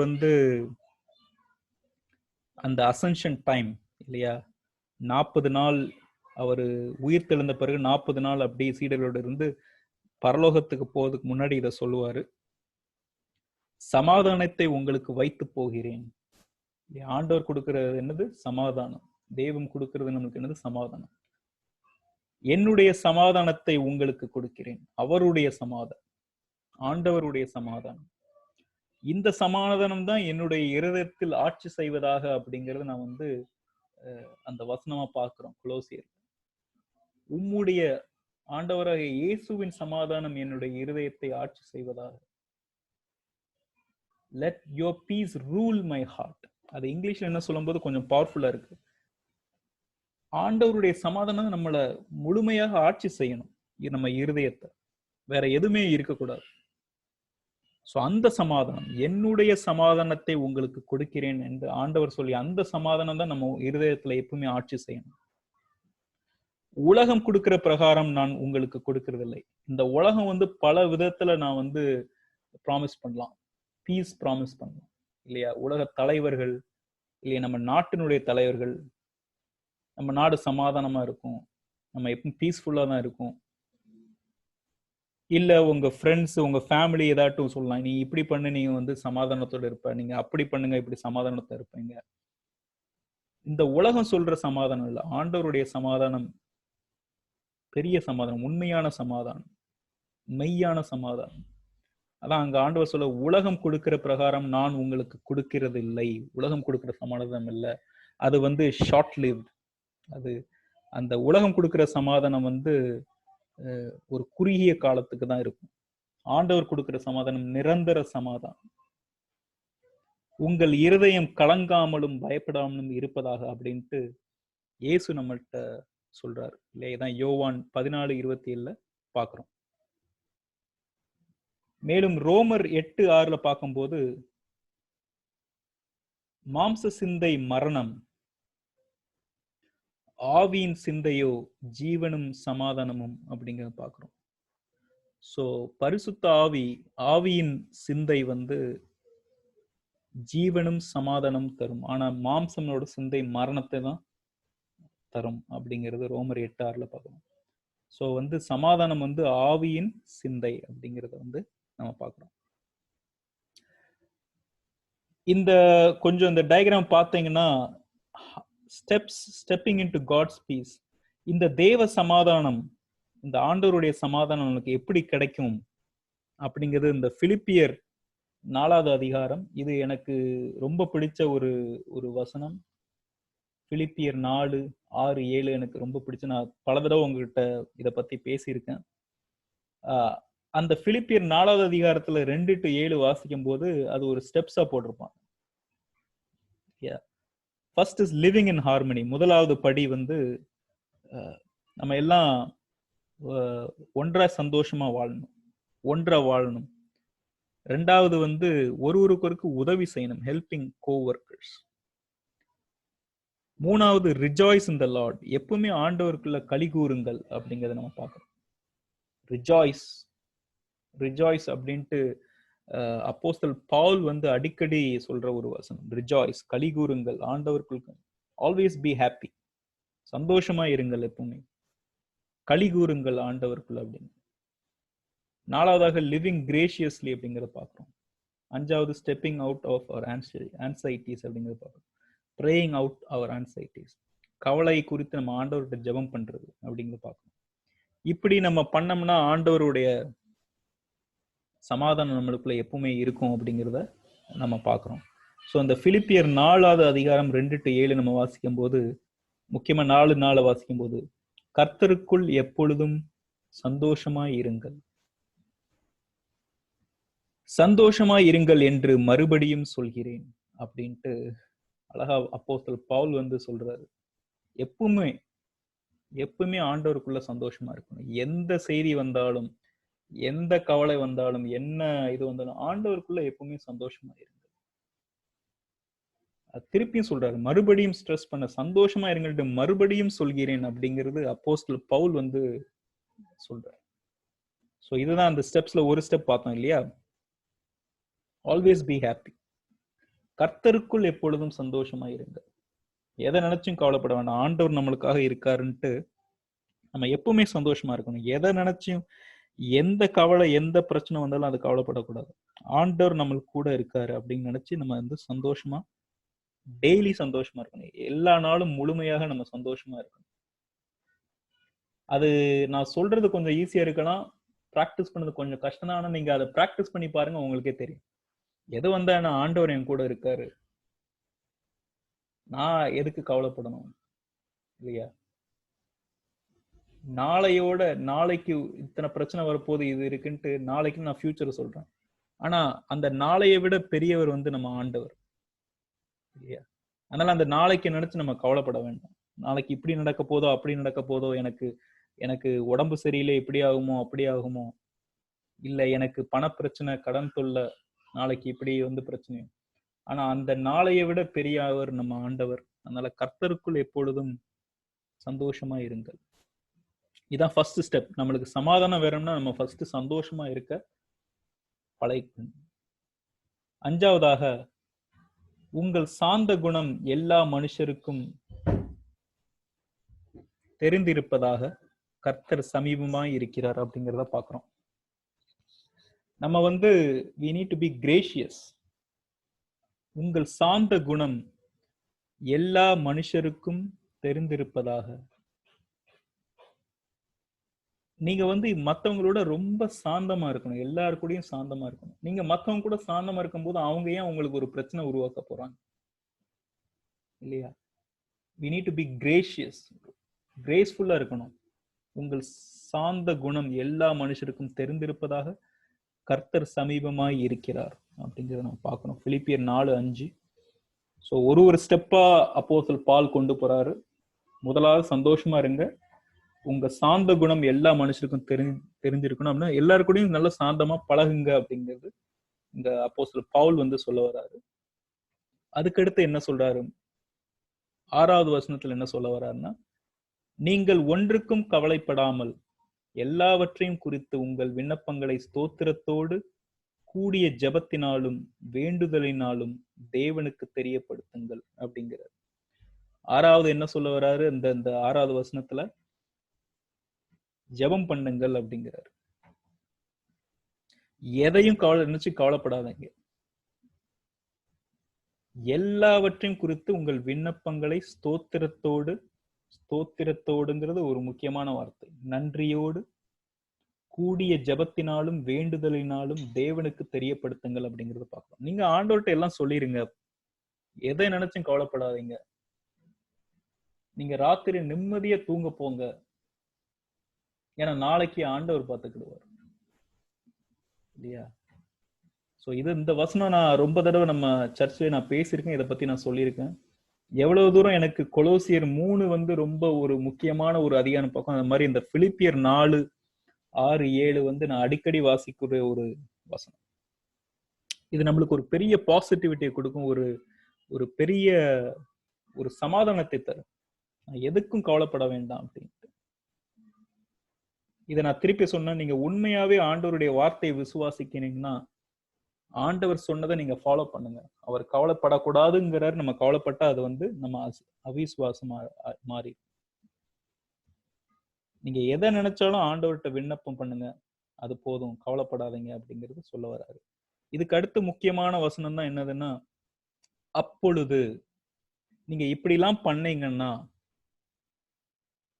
எல்லா புத்திக்கும் மேலான தேவ சமாதானம் உங்கள் இருதயங்களையும் உங்கள் சிந்தைகளையும் கிறிஸ்து இயேசுவுக்குள்ளாக காத்துக்கொள்ளும் அப்படிங்கிறது. சோ நீங்க இப்படி பண்ணீங்கன்னா அந்த 5-6-4-5-6 அப்படிங்க அந்த ஸ்டெப்ஸை நீங்க ஃபாலோ. 4வது வசனம் சந்தோஷமா இருங்கள் அப்படிங்க, மீண்டும் சொல்கிறேன் சந்தோஷமா இருங்கள் அப்படின்ட்டு பவுல் சொல்றாரு.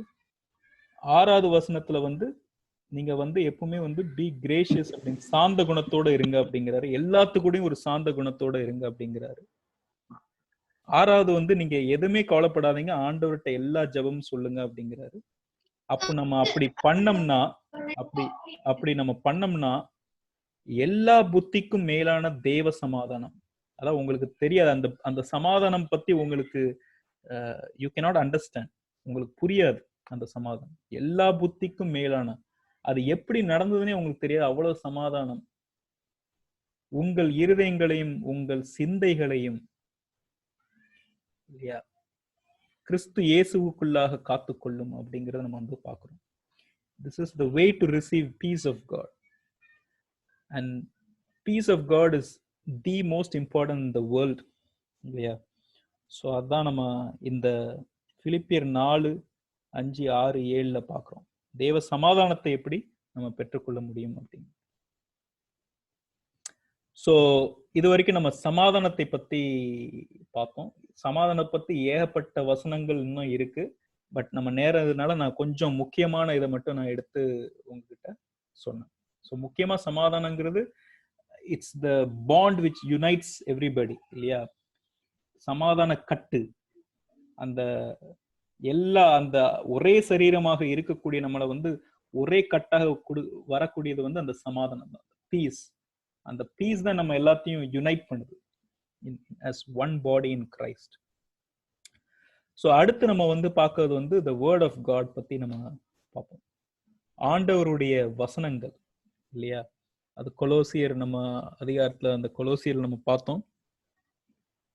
ஆண்டவருடைய வார்த்தை நம்ம எப்பவுமே அதை ப்ரேயர் பண்ணி அதை நம்ம இருதயத்துல எப்பவும் வச்சிருக்கணும் அப்படிங்கிறத வந்து நம்ம வந்து பார்த்தோம், the word of God இல்லையா. ஸோ அந்த word of God பத்தி நம்ம வந்து பார்ப்போம். இதுல முக்கியமா நம்ம தெரிஞ்சுக்கிட வேண்டியது வந்து சங்கீதம் 119. இதுல ஒரு இம்பார்ட்டன்ட் இது என்னன்னா, சங்கீதம் 119 தான் 119 அதிகாரம் தான் பைபிள்ல இருக்கிறதுலே பெரிய அதிகாரம். நீங்க பைபிள்ல எவ்வளவு புரட்டி பார்த்தாலும் 119 அதிகாரம் தான் இருக்கிறதுலே பெருசு. ஏன்னா அந்த 119வது அதிகாரம் சங்கீதத்துல வந்து அது ஃபுல்லா என்ன சொல்லுதுன்னா ஆண்டவருடைய வசனத்தை பத்தி சொல்லுது. ஆண்டவருடைய வசனத்தை நம்ம எப்படி ஃபாலோ பண்ணோம், ஃபாலோ பண்ணா என்ன நடக்கும், அது எவ்வளவு முக்கியம் அப்படிங்கறத வந்து ஆண்டவருடைய வார்த்தை வசனங்களை பத்தி 176 வசனங்கள் இருக்கு. ஆண்டவருடைய வார்த்தை பத்தி வசனத்தை பத்தியே 176 வசனங்கள் இருக்கு. ஸோ பைபிள்ல இருக்கிறதுலே பிகஸ்ட் சாப்டர், இருக்கிறதுலே பெரிய அதிகாரம் வந்து சங்கீதம் 119. நீங்க அது ஒவ்வொரு வசனம் எடுத்து டெய்லி நம்ம வந்து வாசிக்கலாம். வசனத்தை பத்தியே வசனம், ஆண்டவருடைய வசனம் வந்து எவ்வளவு முக்கியம் அப்படிங்கிறது. அதை பத்தி நான் ஒரு 10 இம்பார்ட்டன்ட் ஒரு வசனம் மட்டும் இன்னைக்குள்ள செய்திகளை நான் சொல்ல விரும்புறேன். ஸோ சங்கீதம் 119 165 பார்க்கும்போது, உம்முடைய வேதத்தை நேசிக்கிறவர்களுக்கு மிகுந்த சமாதானம் உண்டு, அவர்களுக்கு இடர் இல்லை அப்படிங்க பார்க்கிறோம். நான் எப்படி ஒவ்வொரு அஜெண்டால இருந்து நெக்ஸ்ட் அஜெண்டாவுக்கு நான் கனெக்ட் பண்றேன் இல்லையா. ஸோ சமாதானத்தை பத்தி பார்த்தோம். சமாதானம் எதுக்கு ஒரே சரீரத்துக்கு முக்கியத்துவம் நான் பார்த்தோம். அந்த சமாதானத்திலிருந்து அடுத்த ஆண்டவருடைய வார்த்தையை பார்க்கிறோம். அதுக்கு உள்ள வசனங்களை நான் சொல்லும் போது, உம்முடைய வேதத்தை நேசிக்கிறவர்களுக்கு, அதாவது ஆண்டவருடைய வசனத்தை, ஆண்டவருடைய வார்த்தையை நேசிக்கிறவர்களுக்கு மிகுந்த சமாதானம் உண்டு. மிகுந்த சமாதானம், which means peace in abundance, too much peace. மிகுந்த சமாதானம் உண்டு, அவர்களுக்கு இடர் இல்லை, அவர்களுக்கு எந்த பிரச்சனையும் வராது, அவர்களுக்கு எந்த கஷ்டமும் வராது அப்படிங்க பார்க்கணும். அதனால நம்ம ஆண்டவருடைய வசனங்கள், நம்ம இப்போ வாசிக்கக்கூடிய வசனம் கூட அவருடைய வசனம் இல்லையா. நம்ம பார்த்த ஒவ்வொரு வசனமும் அவருடைய வசனம், அவருடைய வேதம். அதை நேசிக்கணும். அதை நம்ம ரொம்ப we need to love the word of God. அவங்களுக்கு எல்லாம் சமாதானம், எப்போதும் சமாதானம் உண்டு அப்படிங்கிறத நம்ம பார்க்கிறோம். அடுத்து 119 அதே இந்த ஃபுல்லா நம்ம 119வது அதிகாரம் தான் பார்க்கிறோம். 34வது வசனம் என்ன சொல்ல வருதுன்னா, எனக்கு உணர்வை தாரும், அப்பொழுது நான் உமது வேதத்தை பற்றி கொண்டு என் முழு இருதயத்தோடும் அதை கைக்கொள்வேன் அப்படிங்கிறத வந்து பார்க்கிறோம். இது வந்து தாவீது ராஜா வந்து ஆண்டவர்கிட்ட வேண்டி சங்கீதத்தை எழுதியிருக்காரு. என்ன சொல்ல வர்றாருன்னா, கிவ் மீ அண்டர்ஸ்டாண்டிங், எனக்கு உணர்வை தாரும், எனக்கு புரிதலை தாரும், and I will keep your law and obey it with all my heart. அப்பொழுது நான் உமது வேதத்தை பற்றிக் கொண்டு என் முழு இருதயத்தோடும் அதை காத்துக்கொள்வேன். இப்போ எனக்கு இது வந்து என்னோட ஒரு டெய்லி ப்ரேயரா இருந்தது. எனக்கு போன வருஷம் அதுக்கு முந்தின வருஷம்லாம் அவ்வளவா ஆண்டவருடைய வசனங்கள்லாம் எனக்கு கொஞ்சம் புரிய கஷ்டமா தான் இருக்கும். ரொம்ப கஷ்டமா இருந்தது. அப்போ வந்து இந்த வருஷத்துடைய வேத வாக்கியம் நம்மளுக்கு எல்லாம் தெரியும். நம்ம மோகன் லாசரஸ் கொடுத்த இந்த வருஷத்துக்கான வாக்கு தத்தம் எல்லாருக்கும் தெரியும் இல்லையா? சகேரியா 9:12 நம்ம பார்க்கிறோம்.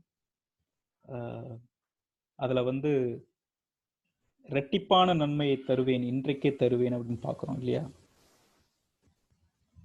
நம்பிக்கையின் சிறைகளை நீங்கள் இப்பொழுதே தரேன், இரட்டிப்பான நன்மை தருகிறேன் அப்படிங்கிறத நம்ம பார்க்கிறோம். அதாவது அந்த வசனம் 9:12 முக்கியமா சொல்லக்கூடியது வந்து ஆண்டவர் மேல நம்பிக்கையா இருங்க, எப்பொழுதும் நம்பிக்கையா இருங்க இல்லையா? நம்பிக்கையா இருந்து அவர்கிட்ட திரும்புங்கள்,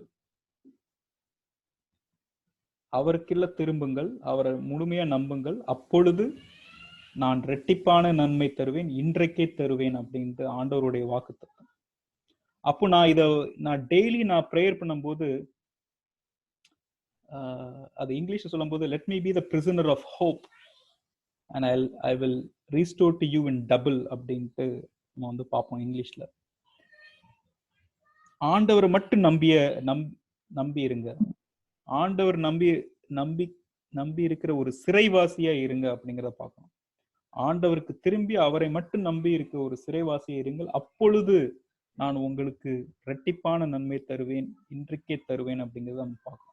அப்போ நான் இதை டெய்லி இந்த வசனத்தை நினைச்சு நான் தியானம் பண்ணும்போது அதுதான் மோகன் லாசரஸ் சொல்லியிருந்தார் இல்லையா? நீங்க தினமும் அந்த வசனத்தை வச்சு நீங்க ஜெபம் பண்ணுங்க. இந்த வாக்குத்தத்தத்தை ஒரு தடவை வாசிச்சுட்டு விட்டுறக்கூடாது, அது டெய்லி ஜெபமா இருக்கணும்.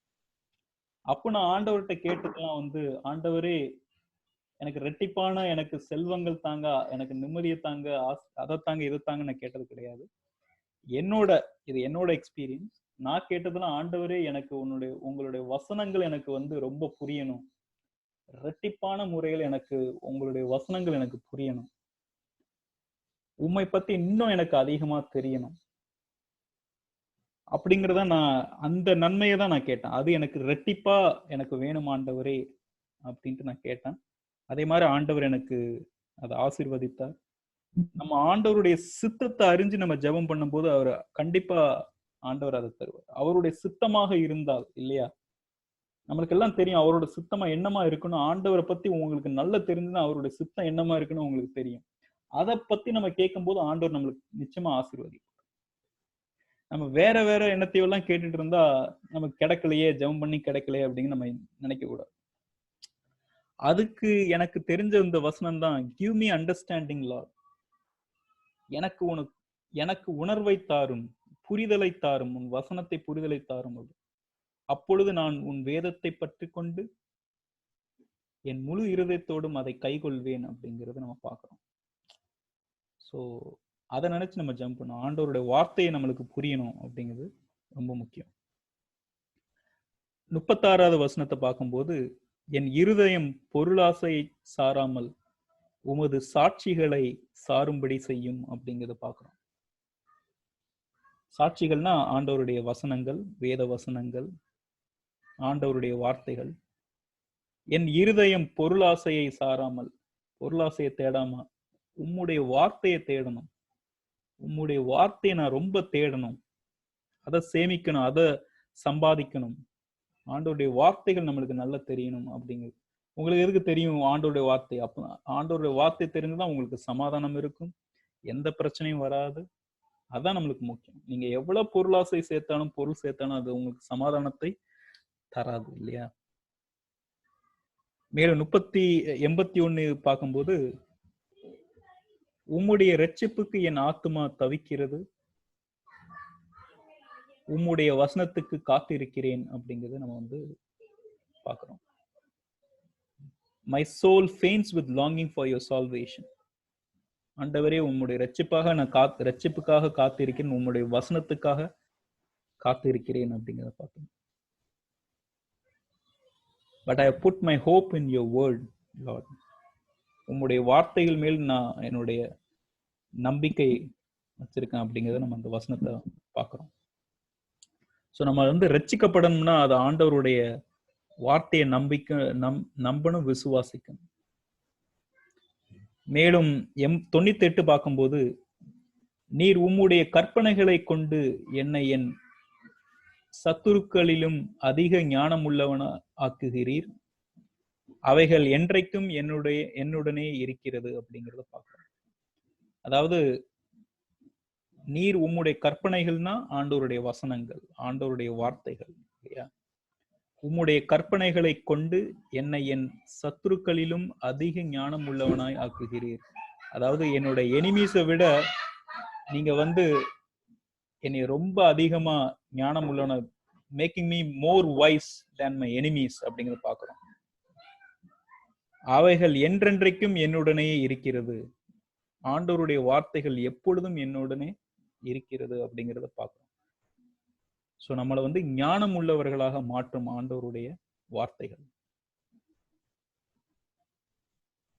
மேலும் நம்ம பார்க்கும்போது 99 பார்க்கும்போது, உம்முடைய சாட்சிகள் என் தியானமாய் இருக்கிறபடியால் எனக்கு போதித்தவர்கள் எல்லாரிலும் அறிவுள்ளவனாய் இருக்கிறேன் அப்படிங்கிறத பார்க்கிறோம். அதாவது எனக்கு போதித்த என்னோட டீச்சர்ஸை விட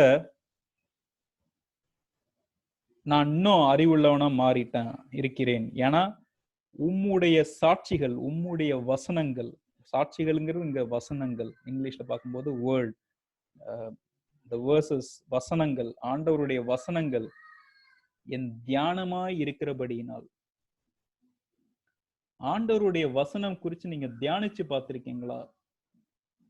தியானங்கிறது ரீட் பண்றது, வாசிக்கிறது மட்டும் இல்ல, அத மெடிடேட் பண்றது, அதை நினைச்சு மெடிடேட் பண்றது, அந்த வசனத்தை நினைச்சு திருப்பி திருப்பி அந்த வசனத்தை நம்ம யோசிக்கிறது. அது என்ன சொல்ல வருது, அந்த வசனம் எனக்கு என்ன சொல்லுது. தியானமாய் இருக்கிறபடியினால் எனக்கு போதித்தவர்கள் எல்லாரிலும் அறிவுள்ளவனாய் இருக்கிறேன். எனக்கு டீச் பண்ணவங்களை விட நான் அறிவுள்ளவனா மாறிட்டேன் அப்படிங்கிறது தாவீது சொல்றாரு. ஏன்னா ஆண்டவருடைய சாட்சிகள், ஆண்டவருடைய வசனங்கள் குறித்து தியானம் பண்ணனால. சில பேர் இதை தியானிப்பாங்க ரொம்ப, ஆண்டவருடைய வசனங்களை. ஸோ நம்ம தியானம் பண்ணணும், ஆண்டவரோட வசனத்தை குறித்து மெடிடேட் பண்ணணும். ஒவ்வொரு வசனமும் அவ்வளவு பவர்ஃபுல்லா இருக்கும். அது பல அர்த்தங்களை, பல விஷயங்களை உங்களுக்கு கற்றுக் கொடுக்கும். மேலும் 105வது வசனத்தை வாசிக்கும் போது, உம்முடைய வசனம் என் கால்களுக்கு தீபமும் என் பாதைக்கு வெளிச்சமாய் இருக்கிறது அப்படிங்கிறத பார்க்கணும். ஸோ ஆண்டவருடைய வசனம் தான் நம்மளுக்கு வந்து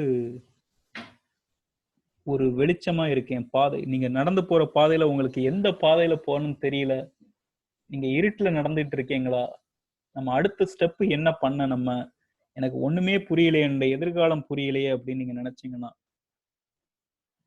அதுக்கு வெளிச்சம் கொடுக்கறது வந்து, ஏன்னா நீங்க வெளிச்சம் இருந்தாதான் நீங்க எந்த பாதைன்னு சூஸ் பண்ணி நடக்க முடியும். இருள்ல நம்மளால எங்க போறோன்னே நம்மளுக்கு தெரியாது. ஒரு கரெக்டான வழிக்கு போனா வெளிச்சம் தேவை இல்லையா? அந்த வெளிச்சம் வந்து ஆண்டவருடைய வசனம். உம்முடைய வசனம் என் கால்களுக்கு தீபமும் என் பாதைக்கு வெளிச்சமாய் இருக்கிறது அப்படிங்கிறது தாவீது ராஜா சொல்றாரு. ஸோ அவ்வளவு இம்பார்ட்டன்ட் ஆண்டவருடைய வசனங்கள். மேலும் 143 பார்க்கும்போது,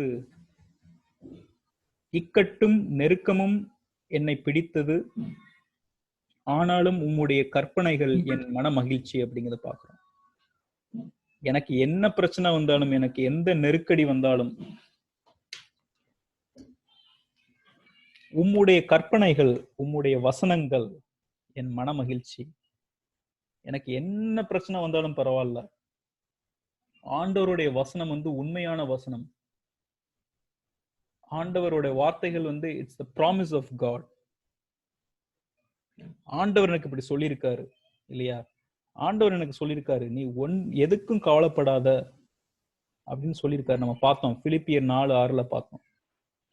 ஒன்றுக்கும் கவலைப்படாமல் உம்முடைய கவலைகளை குறித்து விண்ணப்பத்தோடும் ஸ்தோத்திரத்தோடும் விண்ணப்பம் பண்ணுங்கள் அப்படின்னு நம்ம பார்த்தோம். அதை நினைச்சு நம்ம வந்து சந்தோஷப்படணும், மன மகிழ்ச்சியா இருக்கணும். ஏன்னா ஆண்டவருடைய ஒவ்வொரு வசனமும் ஆண்டவர் கொடுத்த வாக்குறுதிகள் இல்லையா? அதை நினைச்சு நம்ம விசுவாசமா இருந்து அதை நம்பணும் எந்த நேரம் வந்தாலும். அப்படிங்கிறது தான் இந்த 143வது வசனத்தை பார்க்கிறோம். 16 வசனத்துல என்ன பார்க்கணும்? உமது பிரமாணங்களில் மன மகிழ்ச்சியாய் இருக்கிறேன், உமது வசனத்தை மறவேன் அப்படிங்கிற பார்க்கிறோம். So I'm always happy with your words and I will never forget your words அப்படிங்கிறது பார்க்கிறோம். உன் வசனத்தை மறவேன் அப்படிங்கிறது முக்கியமானது. மேலும் 24வது வசனம் என்ன சொல்லுதுன்னா, உம்முடைய சாட்சிகள் எனக்கு இன்பமும் என் ஆலோசக்காரருமாய் இருக்கிறது அப்படின்ட்டு. இதுல முக்கியமான வார்த்தை அந்த 2வது, என் ஆலோசனைக்காரருமாய் இருக்கிறது. நீங்க ஆலோசனை வந்து நீங்க யார்கிட்டெல்லாம் போய் கேட்க வேண்டாம் இல்லையா? நீங்க யார்கிட்டயோ ஆலோசனை எல்லாம் கேட்பீங்க. ஆண்டவருடைய வார்த்தை என்ன சொல்ல வருது, நீங்க ஆண்டவருடைய வசனம் உங்களுக்கு என்ன சொல்லுறது, ஆண்டவருடைய வசனங்கள் தான் உங்களுக்கு ஆலோசனைக்காரர். உங்க ஏதாட்டும் பிரச்சனையில இருக்கீங்களா, ஏதாட்டும் ரொம்ப கஷ்டத்துல இருக்கீங்களா, இல்ல கணவன் மனைவி பிரச்சனையா, ஆண்டவருடைய வசனம் என்ன சொல்ல வருது கணவன் மனைவி பத்தி, நீங்க எப்படி இருக்கணும். ஏதாட்டும் ஒரு பெரிய பிசினஸ் பிரச்சனையில மாட்டிக்கிட்டீங்களா, ஆண்டவருடைய வசனம் என்ன சொல்லுது. பிசினஸ் பத்தி ஆண்டவர் பல வசனங்கள் எழுதி வச்சிருக்காரு. உங்கள் வேலையை பத்தி எல்லாம் சொல்லி வச்சிருக்காரு இல்லையா? பிள்ளைகள் எப்படி இருக்கணும், உங்களுக்கு பிரச்சனையா என்ன, அதுக்கும் ஆண்டவர் வசனம் இருக்கு. இந்த மாதிரி வாழ்க்கையில எல்லாத்துக்குமே ஆண்டவர் பைபிள்ல அவ்வளவு வசனங்கள் இருக்கு. என் ஆலோசனைக்காரருமாய் இருக்கிறது. ஆண்டவருடைய வசனம் தான் எனக்கு ஆலோசனைக்காரர். He is my advisor. The word is my advisor. Lord's word is my advisor. இல்லாட்ட நீங்க வந்து ஒரு தேவ பிள்ளைகிட்ட போய், ஒரு ரட்சிக்கப்பட்டவங்கிட்ட போய் ஆலோசனை கேட்கணும். ஏன்னா அவங்க பைபிள்ல இருந்து ஒரு ஆலோசனை சொல்லுவாங்க இல்லையா? உலகப்பிரமான ஒரு ஆலோசனை இருக்காது. சோ அது ஒரு important point about the word of the Lord. So இது வரைக்கும் நம்ம வந்து என்ன பார்த்தோம், ஒரே சரீரம் அப்படிங்கிறத பத்தி நம்ம பார்த்தோம். அதனால் என்ன அப்படிங்கிறது நம்ம தெரிஞ்சுக்க கூட வேண்டிய ஒரு கான்செப்ட் அது, ஒரே சரீரம். 2வதாக தேவ சமாதானத்தை பத்தி பார்த்தோம். அப்புறம் தேவத்துடைய வார்த்தைகள் இல்லையா, ஆண்டவருடைய வார்த்தைகள், வசனங்கள் குறித்து நம்ம பார்த்தோம். அண்ட் எதுக்காக இப்ப 4வது பாயிண்ட் வந்து தேங்க்ஃபுல், நன்றியுடன் இருக்கணும். ஆண்டவருக்கு நன்றி சொல்லணும், ஸ்தோத்திரம் சொல்லணும். நன்றி ஆண்டவரே, ஸ்தோத்திரம் ஆண்டவரே நம்ம அடிக்கடி சொல்றோம் இல்லையா? சோ அந்த பத்தி நம்ம பார்ப்போம். எபேசியர் 5:20 என்ன சொல்ல வருதுன்னா, நம்முடைய கர்த்தராகிய இயேசு கிறிஸ்துவின் நாமத்தினாலே எப்பொழுதும் எல்லாவற்றிற்காகவும் பிதாவாகிய தேவனை ஸ்தோத்தரித்து அப்படின்னு பார்க்கணும். எப்பொழுதும் எல்லாவற்றிற்காகவும் பிதாவாகிய தேவனை ஸ்தோத்தரிக்க வேண்டும். இயேசு கிறிஸ்துவின் நாமத்தினாலே நான் எப்போ நன்றி சொல்லும் போது in the name of the Lord Jesus Christ I thank you Lord அப்படின்னு நம்ம சொன்னோம். இயேசு கிறிஸ்துவின் நாமத்தினாலே எப்பொழுதும் எல்லாவற்றிற்காகவும், எல்லாம் அது என்ன பிரச்சனைனாலும் அது ஆண்டவருடைய சித்தம். அது உங்களுக்கு பிடிக்காம இருக்கலாம், பிடிச்ச காரியம் நடக்கலாம், ஒருவேளை நீங்க எதிர்பார்த்து வேற இருக்கலாம், வேற மாதிரி விழுந்திருக்கலாம். இது ஆண்டவருடைய சித்தம் சொல்லி, ஆண்டவரே எல்லாமே நல்லதுக்காக தான் நடந்தது, ஆண்டவரே நன்றி ஆண்டவரே ஸ்தோத்திரம் தான் நம்ம சொல்லணும் அப்படிங்கிறது நம்ம எபேசியர் 5:20 நம்ம பார்க்கிறோம். எனக்கு இன்னும் இந்த 1 தெசலோனிக்கர் 5:16-17 பிடிச்ச ரொம்ப ஒரு ஒரு வசனம். எப்பொழுதும் சந்தோஷமாய் இருங்கள். இதுவும் அப்போஸ்தலன் பவுல் தான் அடிக்கடி சொல்லக்கூடிய வார்த்தை வந்து ரிஜாய்ஸ் இன் த லார்ட் ஆல்வேஸ், ரிஜாய்ஸ் அப்படின்னு சொல்லுவார். அதனால அப்போஸ்தலன் பவுல் வந்து எங்க எத்தனையோ நாட்டுக்கெல்லாம் போனாரு இல்லையா? ஆண்டவருடைய சீடர்கள்லயும் பெரிய ஒரு ஒரு நம்மெல்லாம் ரட்சிக்கப்பட்டோம்னா அது அப்போஸ்தலன் பவுலால தானே. அவர் வந்து அவ்வளவு தைரியமா, சில சீடர்கள் பயந்துட்டு இஸ்ரேல் நாட்டுக்குள்ளே இருந்தாங்க. ஆனா அப்போஸ்தலன் பவுல் தான் ஒவ்வொரு வெளிநாட்டுக்கெல்லாம் போக ஆரம்பிச்சார். அந்த ரோம் நாட்டுக்கே போய் அவங்கதான் ஆட்சி செஞ்சிட்டு இருந்தாங்க இஸ்ரேல். அங்கேயே போய் ஆண்டவரை பத்தி பேசினார். அவர் எதை பத்தியும் கவலைப்பட மாட்டார், எப்பொழுதும் சந்தோஷமா. ஏன்னா அவர் ஆண்டவருக்கு மேல அவ்வளவு நம்பிக்கை, விசுவாசம், ஆண்டவருக்குள்ள அவ்வளவு சந்தோஷமா இருந்தார். அதான் அவர் அடிக்கடி சொல்றது வந்து எப்பொழுதும் சந்தோஷமா இருக்கு. நம்ம ஒண்ணு நம்பினா தானே நம்ம அதை மத்தவங்களுக்கு ஷேர் பண்ணுவோம், சொல்லுவோம் இல்லையா? சோ இதுல 1 தெசலோனிக்கேயர் 5:16-17 பார்க்கும்போது என்ன சொல்றேன்னா, எப்பொழுதும் சந்தோஷமா இருங்கள், இடைவிடாமல் ஜெபம் பண்ணுங்கள். ஒரு ஃபண்டாஸ்டிக் ஒரு ஒரு ஒரு வேர்ஸ் இல்லையா? இடைவிடாமல் ஜெபம் பண்ணுங்கள் அப்படிங்கிறார்.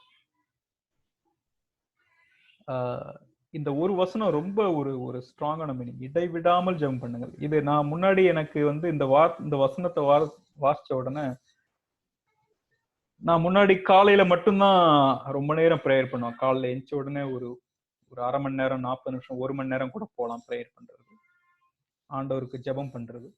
இத வாசிச்ச உடனே நான் கொஞ்சம் எனக்கு இமீடியட்டா ஞாபகம் வந்தது தானியேல் தான். தானியேல் வந்து ஒரு நாளைக்கு 3 தடவை ஜெபிப்பாரு விடாம.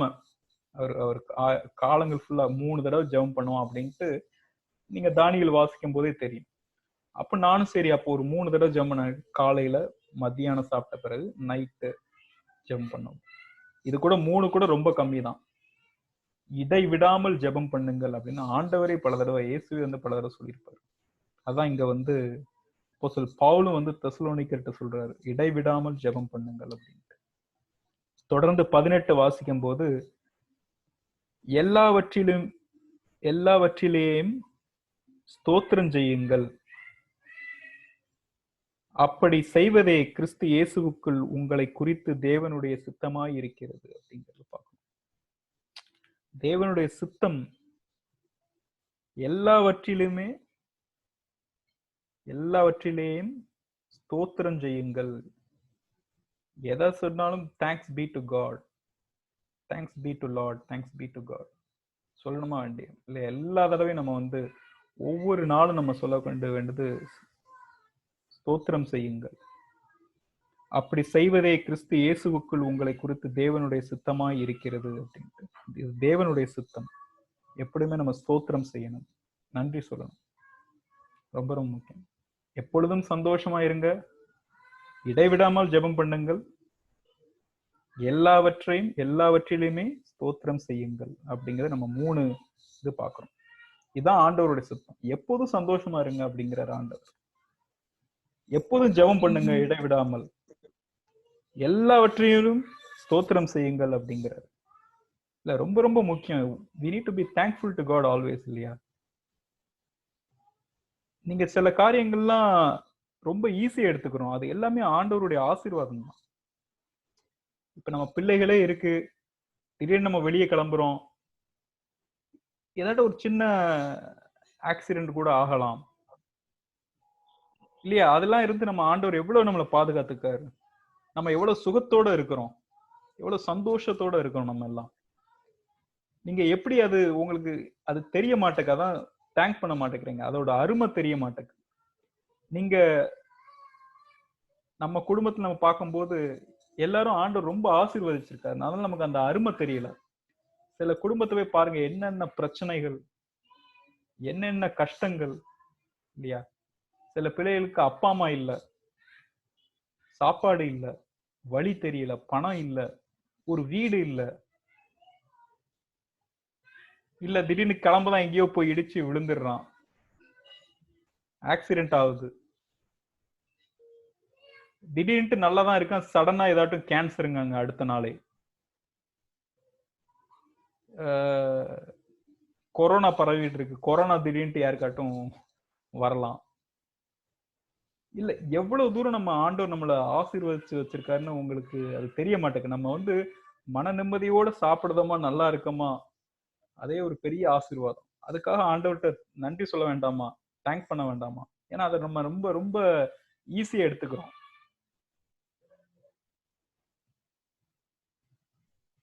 அதனாலதான் எல்லாவற்றிலுமே ஸ்தோத்திரம் செய்யணும். ஆண்டவர்கிட்ட எப்பவுமே தேங்க் பண்ணணும் இல்லையா? நம்மளை பாருங்க, நம்மளுக்கு ஏதாட்டு குறை இருக்கா உடம்புல? எத்தனை பேருக்கு நீங்க குறையோட பார்த்திருப்பீங்க? ஒரு ஊனத்தோட பார்த்திருக்கலாம், ஒரு கண் இல்லாம பார்த்திருக்கலாம் இல்லையா? நம்ம குடும்பத்துல எந்த பிள்ளைக்காடு அப்படி பிறந்திருக்கா, இல்ல ஏதாட்டு இருந்திருக்கா? இல்லையா? இல்லையா இல்ல. அது நம்மளுக்கு அந்த அந்த இது நம்ம ஒரு மெத்தனமா எடுத்துக்கிறோம். எவ்வளவு ஆசீர்வதிச்சிருக்காரு ஆண்டவர். அதனால நம்ம எல்லா அடுத்த நிமிஷமே நம்மளுக்கு உயிர் இல்லாம கூட போலாம் இல்லையா? ஆண்டவர் நம்மளை அவ்வளவு ரசித்து ஒரு நாளும் நம்மளுக்கு ஜீவனை தந்து ஆசீர்வதிச்சிருக்காரு ஆண்டவர். அதனால அதை நினைச்சு நம்ம சந்தோஷப்படணும், ஜெபம் பண்ணணும், ஆண்டவருக்கு ஜெபத்தினால ஸ்தோத்திரம் சொல்லணும். இதுவே தேவனுடைய சித்தமா இருக்கிறது அப்படிங்கறத நம்ம வந்து பாக்குறோம். ஸோ அதான் என்னோட ஃபைனல் மெசேஜ். ஸோ இதைதான் நம்ம அந்த 3 வசனத்தை நம்ம வந்து பார்த்தோம் இல்லையா? கொலோசியர் இன்னைக்கு 3 முக்கியமான கோர் வசனங்களை வந்து பார்த்தது வந்து 15, 16, 17. தேவ சமாதானம் உங்கள் இருதயங்கள் ஆழக்கடவுது அப்படிங்கிறத பார்த்தோம். இதற்கென்றே நீங்கள் ஒரே சரீரமா அழைக்கப்பட்டு, இதற்கென்றே தேவ சமாதானம் உங்கள் இதற்காகவே நீங்கள் ஒரே சரீரமாக அழைக்கப்பட்டீர்கள். நன்றி அறிந்துள்ளவர்களாய் இருங்கள் அப்படிங்கிறத பார்த்தோம். ஸோ இந்த தேவ சமாதானத்தை பத்தி பார்த்தோம், ஒரே சரீரம் பத்தி பார்த்தோம், நன்றி அறிந்து உள்ளவர்களாய் இருங்கள், அதை பத்தி நன்றியுடைய ஸ்தோத்திரத்தோடு இருக்கணும் அப்படிங்கிறத நம்ம வந்து பார்த்தோம். 4வதாக ஆண்டவருடைய வசனத்தை பத்தி பேசணும் இல்லையா? கிறிஸ்துவின் வசனம் உங்களுக்குள்ளே சகல ஞானத்தோடும் பரிபூர்ணமாக வாசமாய் இருப்பதாக அப்படிங்கிறத பார்த்தோம். நீங்க கிறிஸ்துவின் வசனத்தை பத்தி நீங்க பார்க்கணும்னா கண்டிப்பா போய் சங்கீதம் 119 வாசிங்க. 176 வசனம் இருக்கு. 119 கண்டிப்பா வாசிச்சாகணும். கிறிஸ்துவின் வசனத்தை பத்தி தெரியணும். உங்களுக்குள்ளே சகல ஞானத்தோடும் பரிபூர்ணமாக வாசமாய் இருப்பதாக அப்படிங்கிறத நம்ம பார்க்கணும். சங்கீதங்களினாலும் கீர்த்தனைகளினாலும் ஞானப்பாட்டுகளினாலும் ஒருவருக்கு ஒருவர் போதித்து புத்தி சொல்லிக் கொண்டு. ஸோ ஆண்டவருடைய வசனம், ஆண்டவரை பத்தி கீர்த்தனைகள், பாடல்களும் ரொம்ப ரொம்ப முக்கியம். உங்கள் இருதயத்தில் கர்த்தரை பக்தியுடன் பாடி அப்படிங்கிறத பார்த்தோம். 17வது மீண்டும் ஸ்தோத்திரம், தேங்க்ஃபுல்னஸ் பத்தி பார்த்தோம். வார்த்தையினாலாவது கிரியையினாலாவது நீங்கள் எதை செய்தாலும் அதை எல்லாம் கர்த்தராகிய இயேசுவின் நாமத்தினாலே செய்து அவரை முன்னிலையாக பிதாவாகிய தேவனை ஸ்தோத்திரியுங்கள் அப்படிங்கிறத பார்த்தோம். பி தேங்க்ஃபுல் டு காட் அப்படிங்கிறது. ஸோ இதான் நம்ம இன்னைக்கு நம்ம பார்க்கக்கூடிய 4 முக்கியமான ஒரு தலைப்பை நம்ம வந்து பார்க்கணும் இல்லையா? So it's about one body and one soul, peace of God, the word of God and thankfulness. So அதான் இன்னைக்குடைய செய்தி. நம்ம 3 வசனங்கள் நம்ம வந்து இன்னைக்கு கொலோசியர் 3 வசனங்கள் நம்ம வந்து பார்த்தோம். ஸோ இப்போ நம்ம ஜெபம் பண்ணலாம். பாஸ்டர் நீங்க ஜெபம் பண்ணிடுறீங்களா?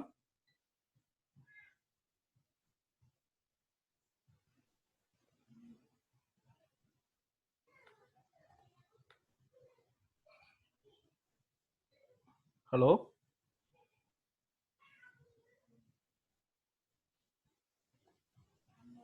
பாஸ்டர் இருக்கீங்களா?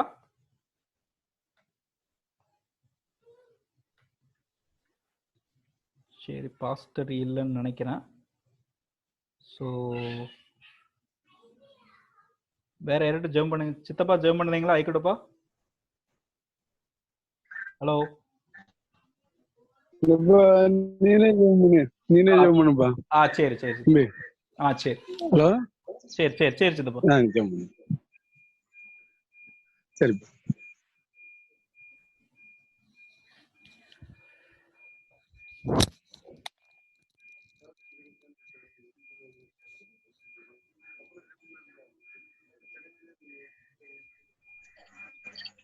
மகா கிருபையும் இரக்கம் நிறைந்த எங்கள் தேவனே, உம்மை ஸ்தோத்தரிக்கும் ஆண்டவரே.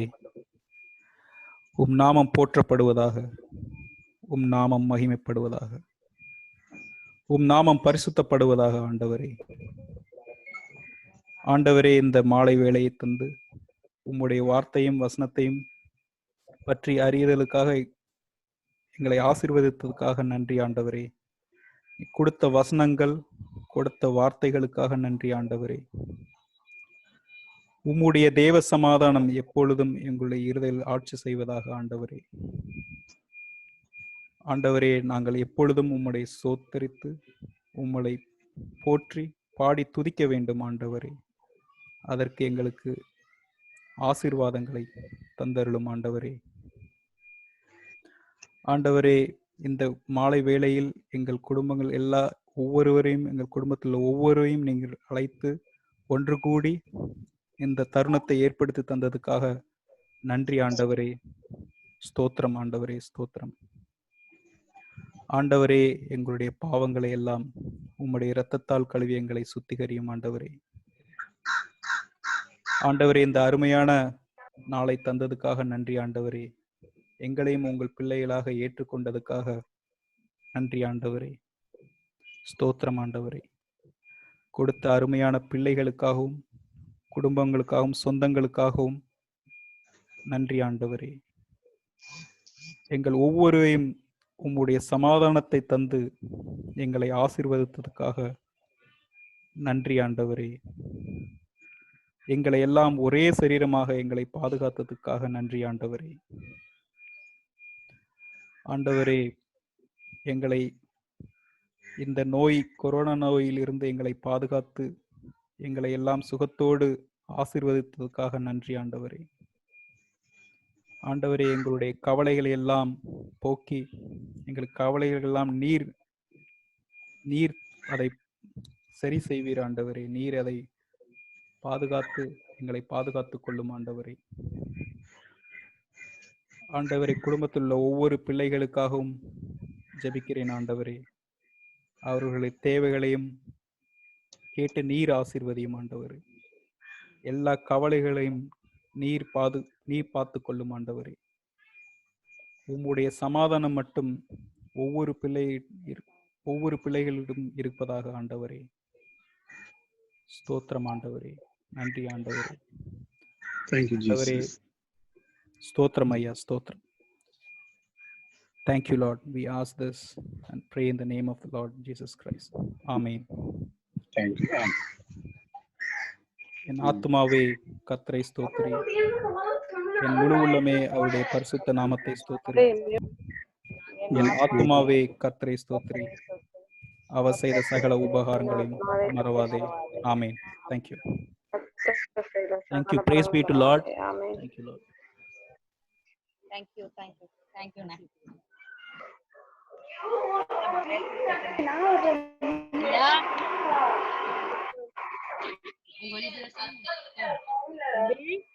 Hello. சொல்லுங்க. சரிம்மா, சரி.